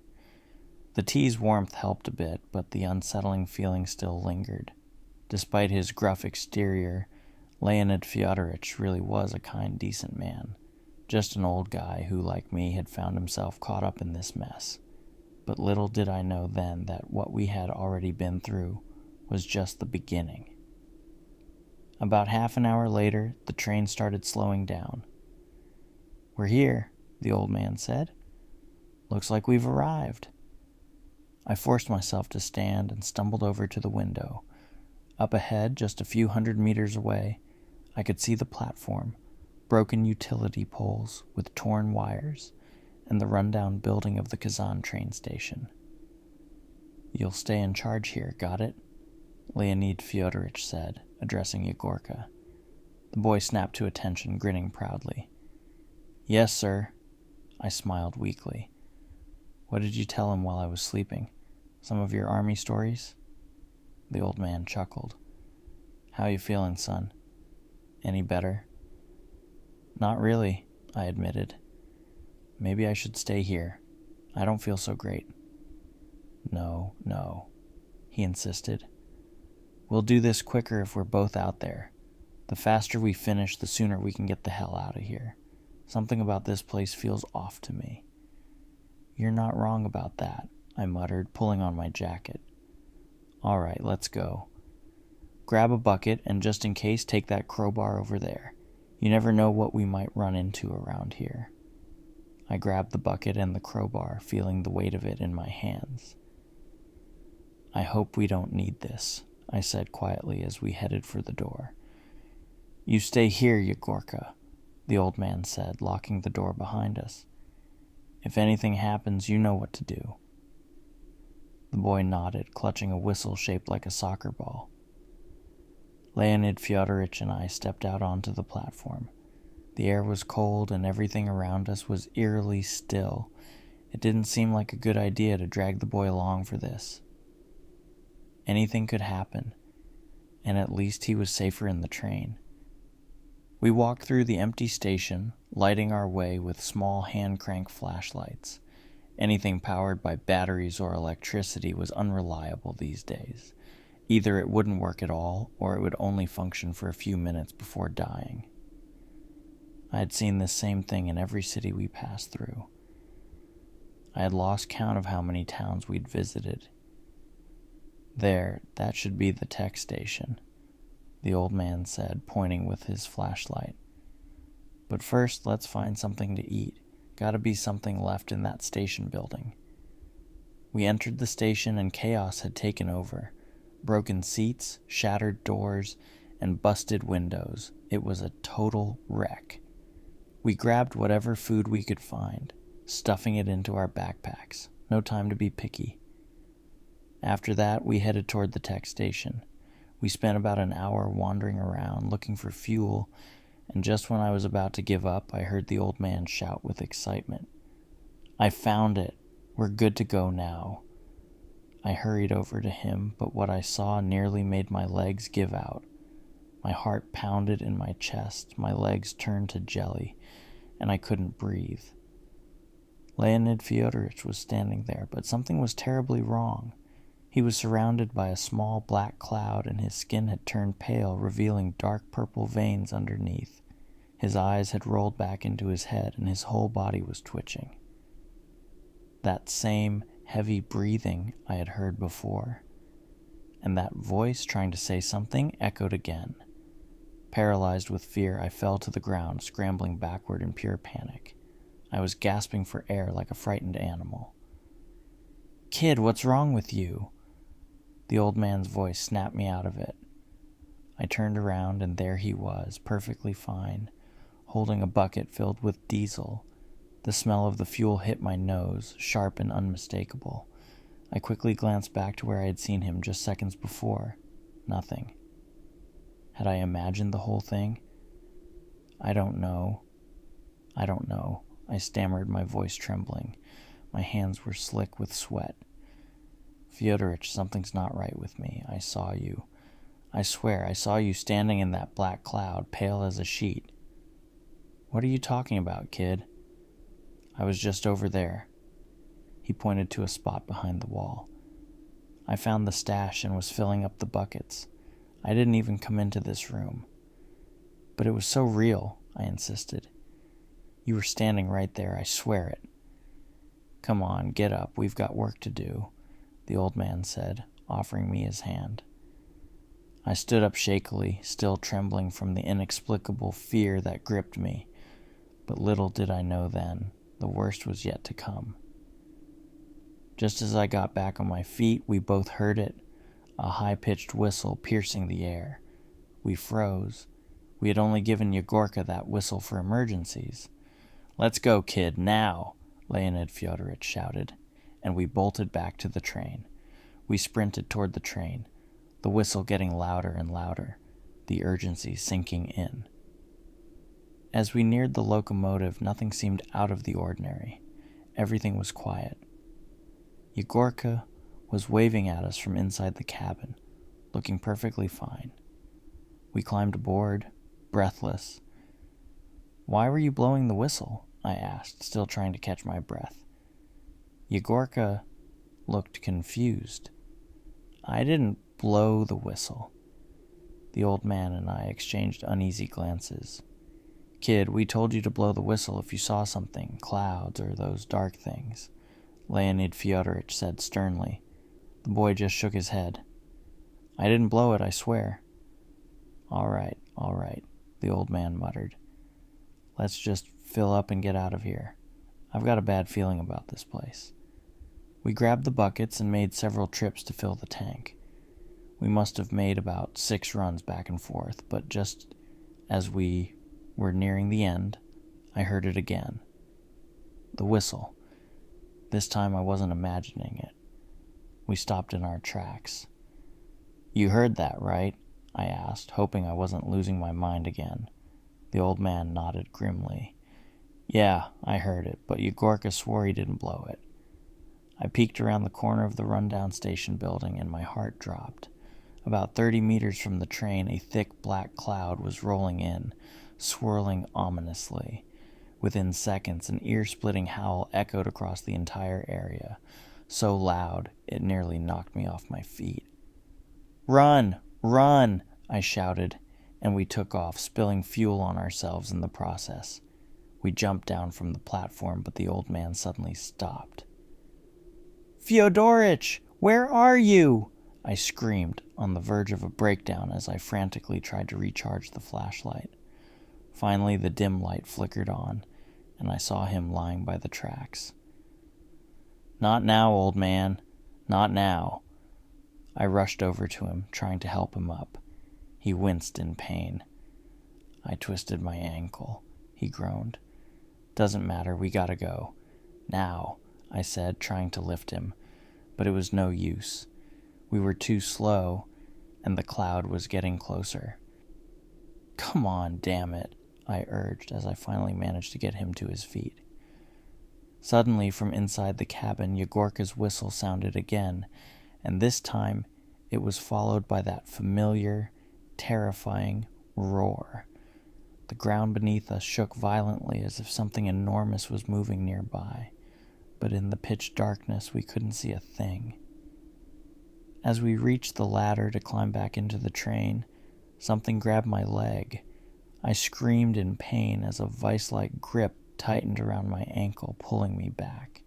I felt tears well up in my eyes from the sheer agony, like I was being crushed in a set of jaws. I clung to the handrail with all my strength, visions of the nightmare flashing before my eyes. The creature's grotesque limbs, the darkness, the terror. It was all happening again. Then, out of nowhere, Leonid Fyodorich appeared, wielding a massive crowbar. "Hold your breath, kid," he shouted, and I did exactly that as the black cloud had already begun creeping up the sides of the train. With one powerful swing, he brought the crowbar down on whatever was holding me, and I heard a metallic clanging sound. The grip loosened, and I collapsed into the cabin, dragging the old man in after me. Yegorka quickly slammed the door shut behind us. "Start the train, now!" I yelled, trying to ignore the searing pain in my leg. The old man didn't waste a second. The engine roared to life, a sound that, for once, felt like salvation. The train began to move, slowly at first, but gradually picking up speed. But the black cloud didn't let up. In the dim light of the single headlamp, I could see them. The dark figures, the creatures, thrashing in front of the train, trying to latch on. Some fell under the wheels, others kept coming, but the train wasn't stopping.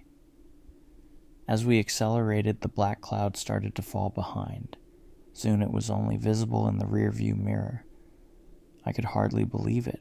We had escaped. "Moscow's next," the old man muttered under his breath, exhausted. I slumped against the wall, clutching my leg. It had gone numb, and I wasn't sure if I could even walk on it anymore. When I finally looked down, I saw it. An enormous black bruise was spreading across my shin, the skin cold and lifeless to the touch. I couldn't put any weight on it. The pain was so unbearable that I wanted to cry.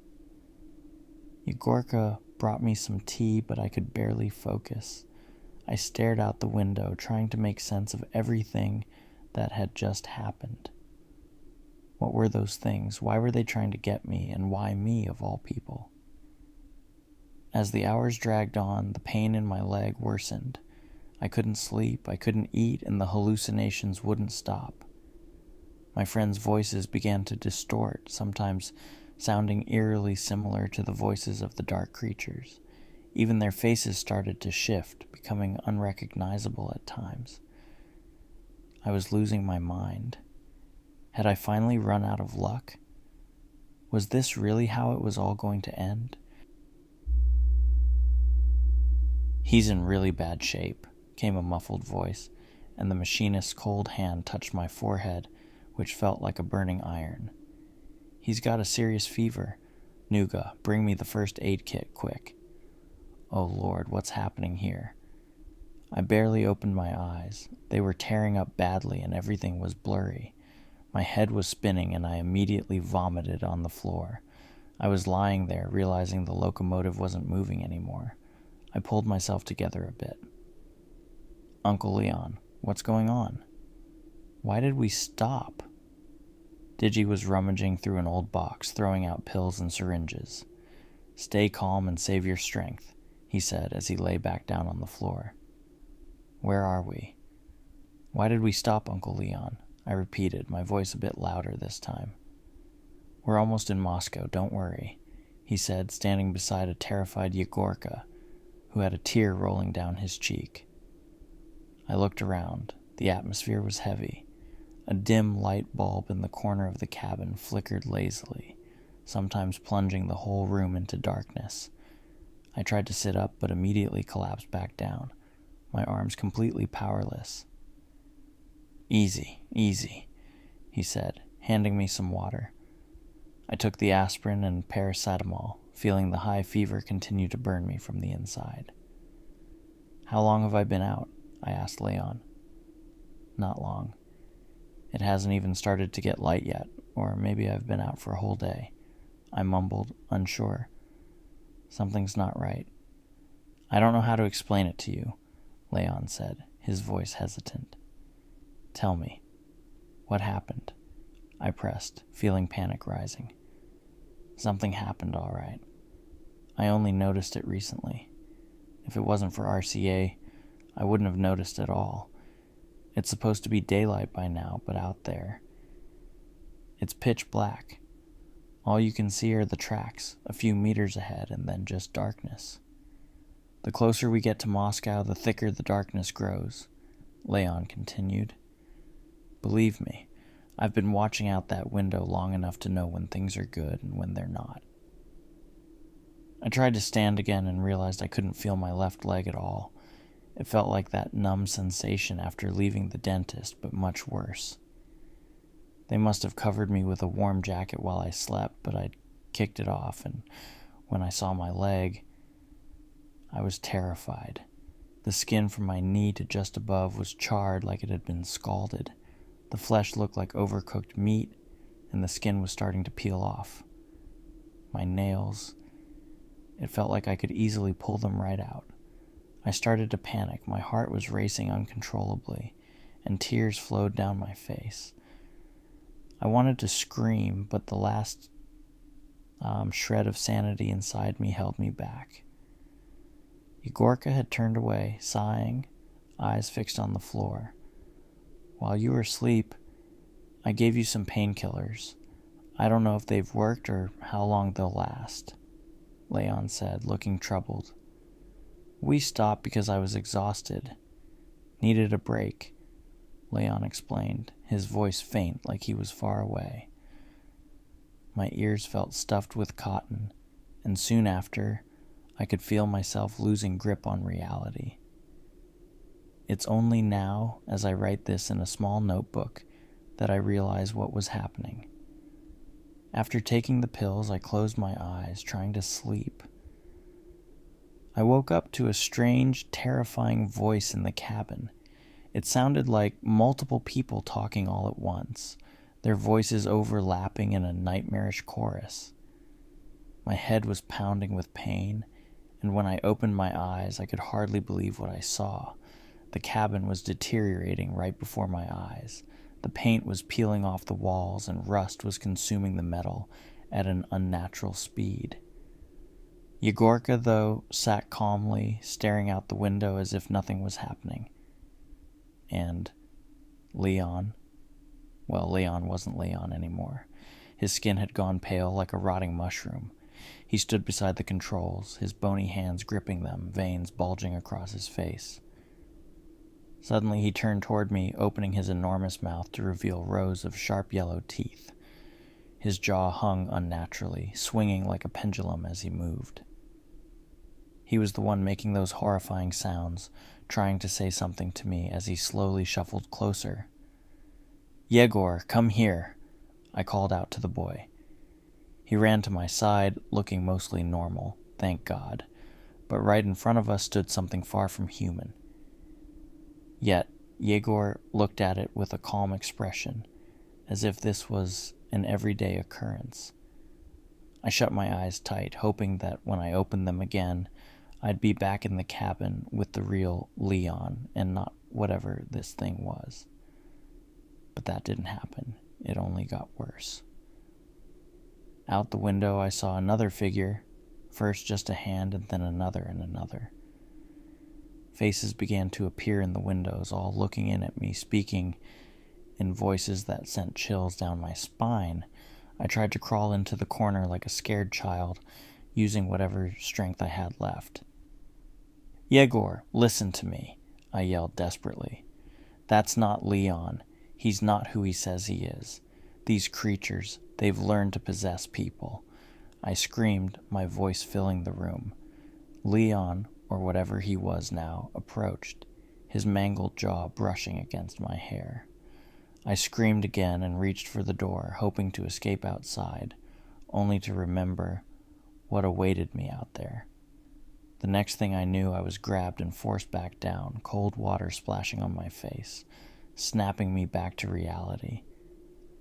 There was Yegor looking at me worriedly, a cup in his hand. I broke down in tears, sobbing from the pain and sheer terror. It felt so real. Those visions, the touch of Leon's monstrous jaw. I could feel it all. I gulped down air, eyes wide, staring at the two of them. What's happening to me? What is this? I sobbed, looking at Leon, hoping for an answer. I don't know, son. I don't know, Leon muttered, trying to calm me as he started tying my hands together with a rope. It's for your own safety, trust me. The pain in my leg grew worse, becoming unbearable as the effects of the painkillers wore off. I howled like a wounded animal, the agony blinding me. At one point I begged Leon to throw me out of the locomotive to leave me behind, but he just cursed at me, telling me to hold on. We were close, so close, he said. What happened after that is a blur. My mind was a mess. The pain in my leg would ease only when I passed out from exhaustion, and between those brief moments of unconsciousness, I had the worst nightmares. The dim light of the lamp, the constant hum of the motor, and the muffled voices of Leon and Yegor were the only things I could remember until we passed the Moscow Ring Road, MKAD. When I woke up, despite the pain, I managed to prop myself up and look out the window. What I saw was nothing like I expected. The capital was dead, not a single light in sight, only the dark silhouettes of high-rises, abandoned cars, and piles of trash. Nothing else. Son, we made it. Do you hear me? We're in Moscow, finally, Leon said, his voice breaking through the silence. We'll get you some help soon.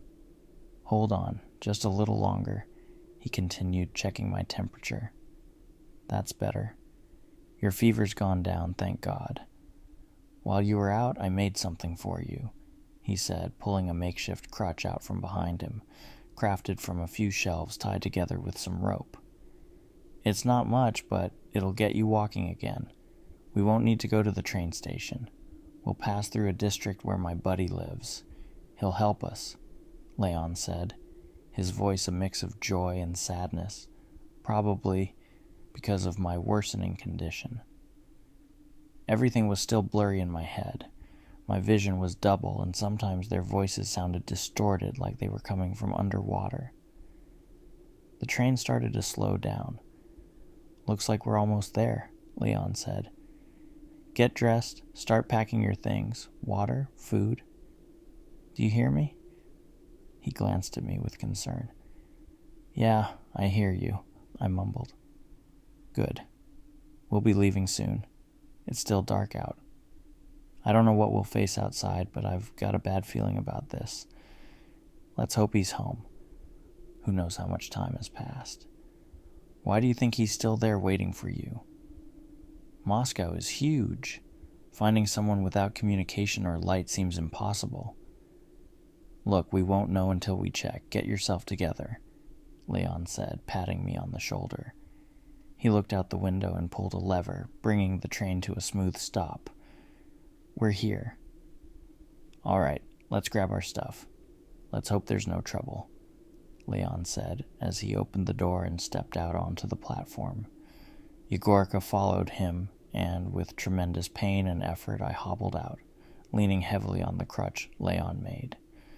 The streets were deserted, the same empty buildings, empty roads. Moscow, the enormous metropolis, felt like a ghost town. It seemed like we were the last living souls in the entire city. Uncle Leon, I can't believe there's no one left. It's like everyone's gone. Don't be ridiculous. They're here, probably hiding in the subway or basements. I'm sure of it. Let's just hope my buddy is also holed up somewhere safe, Leon replied, though his voice trembled slightly, betraying his uncertainty. We walked through the empty streets of a residential district. A couple of times we even tried starting some of the abandoned cars, but they wouldn't budge. We walked for what felt like hours, but I couldn't tell how much time had passed. The pain in my leg had dulled, though it might have just been because I was getting used to it. Every alley, every shop window I passed, I scanned, hoping to spot a pharmacy, anything that might have medicine. "Guys!" Leon called out, lighting up a map with his flashlight, mumbling to himself, "We're on the right track. Not much further now." "Guys!" Leon called out, lighting up a map with his flashlight, mumbling to himself, "We're on the right track. Not much further now." Yegorka was barely moving at this point, exhausted.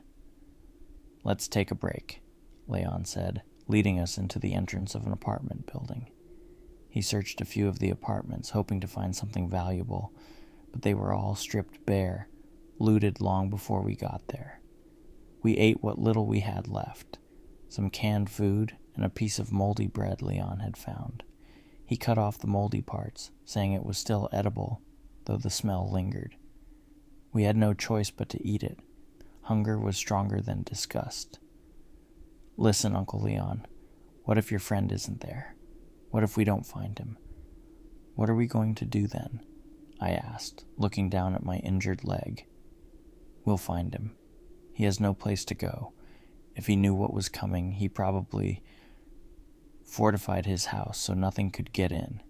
His family's all gone. He's got no one left except a library full of books and a shotgun under his bed." Leon answered, though his voice wavered slightly. I could tell he had his doubts, but I couldn't afford to give in to doubt. "I hope you're right, Uncle Leon. I really do. Don't worry, he's home, I'm sure of it. We had a conversation before all this started, and he told me he had nowhere else to go. He'd stay at home no matter what happened. We'll check the basement when we get there," Leon said as we stood up, preparing to move again. We left the apartment building, and surprisingly, I felt a bit stronger. We continued our journey, breaking into every shop and pharmacy we passed. But they were all cleaned out. No medicine, no food, no water. Eventually, we gave up on finding anything useful. "There, guys," Leon said, pointing towards the neighboring courtyard. "That's the place." We were all exhausted. Leon was swaying on his feet like a drunk, barely able to keep going. I felt a sharp pain in my leg again, so intense that I collapsed to the ground, screaming in agony. My scream must have attracted them. Suddenly, tiny lights appeared in the sky like stars in the night. "Leon!" I shouted through gritted teeth, clutching my leg. Cut it off, I can't take it anymore." Leon didn't respond at first, distracted by something in the nearby alley. Then, in a panicked voice, he said, "Let's get you up, son. We're almost there." That's when I saw it. Something I hadn't seen before. From around the corner of the building came a massive thing. It was so tall it nearly reached the third floor of the nearby Khrushchevka building. Its long, bony arms dragged along the ground like a grotesque gorilla. Its rib cage stuck out, white against the black sky. I could see it clearly because it almost seemed to glow. There were no eyes, just a huge mouth filled with sharp teeth. It roared, making the same sounds I'd heard in my hallucinations on the train. "Hold on, son," Leon muttered, throwing me over his shoulder. I clung to him, completely helpless like a child. I couldn't take my eyes off the creature. I knew this wasn't another vision. This was real. Both Leon and Yegorka saw it too. I could hear its footsteps behind us, the ground trembling with each step. "There! That's the house," Leon shouted as he raced towards a nearby building. The creature was right behind us. We barely made it inside, slamming the door shut behind us. I collapsed, screaming in pain, as I hit my injured leg again. Yegorka rushed over, covering my mouth with his tiny hands, trying to stop my cries. Leon locked the door, and a second later, there was a thunderous bang against it that echoed through the building. Then, we heard footsteps approaching from upstairs. A figure appeared at the top of the staircase, a short man with a flashlight in one hand and a shotgun in the other. Well, hello there, the man said, a hint of a smile in his voice. Even in the darkness, I could see Leon's face light up with relief. Well, well, you made it, the man said, and Leon couldn't stop smiling. Ivanovich, you were right after all.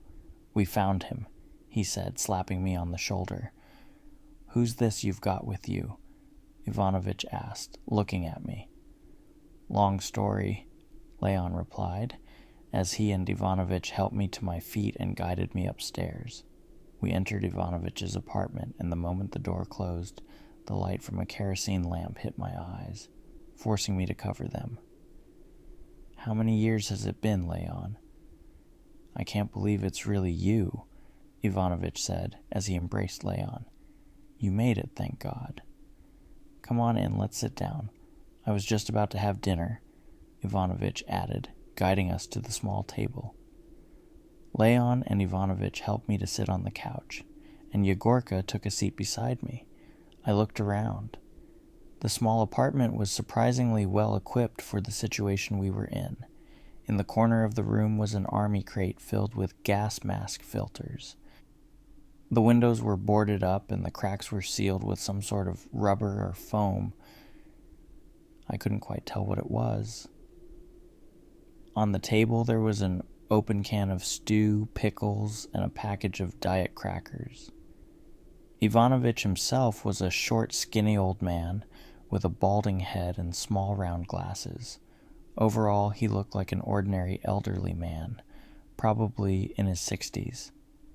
We all sat down, shared a bit of the food, and for the first time, in what felt like forever, the pain in my leg started to subside. The monster left, I didn't see it anymore, Ivanovich said, looking out the window, but I can still hear its footsteps, though, slowly fading away.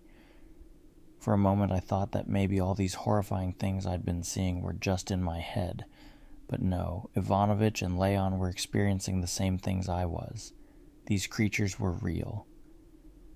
As we ate, Ivanovich told us about everything that had been happening. I had so many questions, and it was here, in his apartment, that I finally began to get some answers. At first, we were all hesitant to talk about it, but one question from Leon got Ivanovich talking. What are these creatures, Ivanovich? What's happening out there?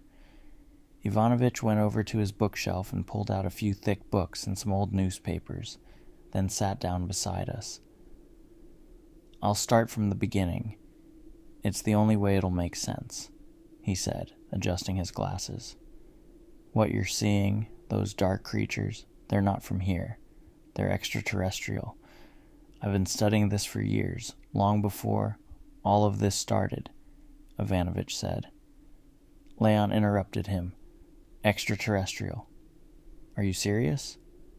Let me finish, Leon. I've been researching this for years. A few of my colleagues were interested in extraterrestrial life forms long before they showed up here on Earth. We knew something was coming, but my colleagues, well, they disappeared under mysterious circumstances. One of them was found a year later, hanged in his hospital room, Ivanovich explained. Remember when I invited you to the observatory, Leon? They let me in on a favor. The scientists there all agreed. There was a moving object approaching Earth. At first they thought it was just an asteroid, but it started emitting signals that were unlike anything we'd ever seen before. That's when the government found out. Ivanovich sighed and continued. What happened next doesn't make sense, even to me. Some of my colleagues, anyone who knew anything about the object, started disappearing. Some were found with a bullet in their heads, others died in car crashes, and a few were found hanging just like the first. It was as if anyone who tried to speak out about the approaching object was silenced. I don't know if it was the government, some secret organization, or something else entirely, but I kept my mouth shut, and that's why I'm still here. I sat there listening to Ivanovich with my mouth hanging open. Leon was also staring at him wide-eyed. Recently it all started, Ivanovich went on. Do you know why Moscow is so dark?" "Why?" Leon asked, leaning in closer. "Because that object, it's huge. It's hovering above the city. I saw lights in the sky, didn't you? They appeared as soon as we ran into that creature in the courtyard. They're up there, all of them, watching us. They're trying to turn the few survivors into something like themselves. They reproduce through these spores that look like black smoke," Ivanovich said, his face twisted with concern. As Ivanovich talked, I couldn't help but think he sounded like a madman. If I hadn't seen what I'd seen, I would have dismissed his story entirely. But given everything that had happened to us, I believed every word. These creatures, they've been on Earth for a long time. It's just that no one wanted to admit it. For years they stayed hidden, testing the waters. And then there was the pulse, the one we all felt. It knocked out all electronics. But it wasn't just any pulse, it was a signal to the others that Earth was under their control. They're intelligent. They know what they're doing. Ivanovich continued, his voice trembling slightly. They sent that pulse to their kind, and now darkness has covered the world. I think this isn't just Moscow. The whole world might be like this by now, Ivanovich concluded, looking at Leon and me. "Did I answer your questions?" he asked calmly. Leon grunted in response, his eyes drooping as he fought to stay awake. "I can see you're all exhausted. There's enough room for everyone here. Get some rest," Ivanovich said, rising to his feet. Before I could sleep, I had to ask him one more thing. "Ivanovich, I've been seeing things. Hallucinations, I guess. Sometimes the people around me turn into horrible creatures and I hear strange voices. Is that part of all this? Is that them trying to talk to me?" Ivanovich looked at me thoughtfully. "Yes, that's them. They're trying to communicate with you. It's a rare thing, but it happens to some people. Let me check something." He opened one of his books and started scanning the pages. Leon and Yegorka were already fast asleep, leaning on each other. Meanwhile, Ivanovich carefully examined my leg as we continued to talk. "The pain increases when they're near, doesn't it?" Ivanovich asked. "I think so," I replied. "When we reached the train, it seemed to get worse. I'm afraid the prognosis isn't good. This infection, it's going to spread. If the spot was small when you arrived in Moscow, and now it's moved up to your thigh, it's only going to get worse," Ivanovich said, his voice filled with dread. "So, what do we do?" I asked, my heart racing as my hands started trembling. Ivanovich exhaled deeply and spoke quietly. "We have to amputate the leg. There's no other way. If you want to survive, it has to go." I stared at him in disbelief, my mind spinning. That night I couldn't sleep. The pain in my leg was unbearable, but at least there were no more hallucinations. The creatures must have been far away. In the morning we had no choice but to follow through with Ivanovich's grim suggestion. They gave me pure alcohol to drink, laid me out on the table, and gagged me with a rag. Ivanovich crossed himself, and with a knife he began cutting into my leg, cauterizing the wound as he went. Leon held me down, and Yegorka ran into the other room, not wanting to watch. The pain was so intense that I lost control of my bladder and eventually passed out. I woke up an amputee. They had cut off my leg to save my life. Afterward, it was decided that we would stay with Ivanovich until my wounds healed. Along with the infected leg, the horrific visions vanished, and I was finally able to sleep normally. We had enough food and water, and sometimes the old men would go on supply runs to replenish what we had. Yegorka stayed by my side, taking care of me and helping with whatever I needed. I honestly don't remember the last time I saw the sun. The constant darkness weighed heavily on me, but at least we were safe. That's what mattered. However, one question continued to gnaw at me. What would happen if one day the old men didn't come back from one of their supply runs? What then? And besides, we couldn't stay here forever. At some point, we'd have to leave this shelter and search for a new life, a new hope in this terrifying reality we now found ourselves in. The lights in the sky kept twinkling like stars, and those horrific creatures still occasionally crept into the apartment through the boarded-up windows, lurking just beyond the wood and foam, as if waiting for us to slip up. If you enjoyed this story, make sure to hit the like button and subscribe to the channel. Together we can take this channel to the next level, and don't forget to check out this video.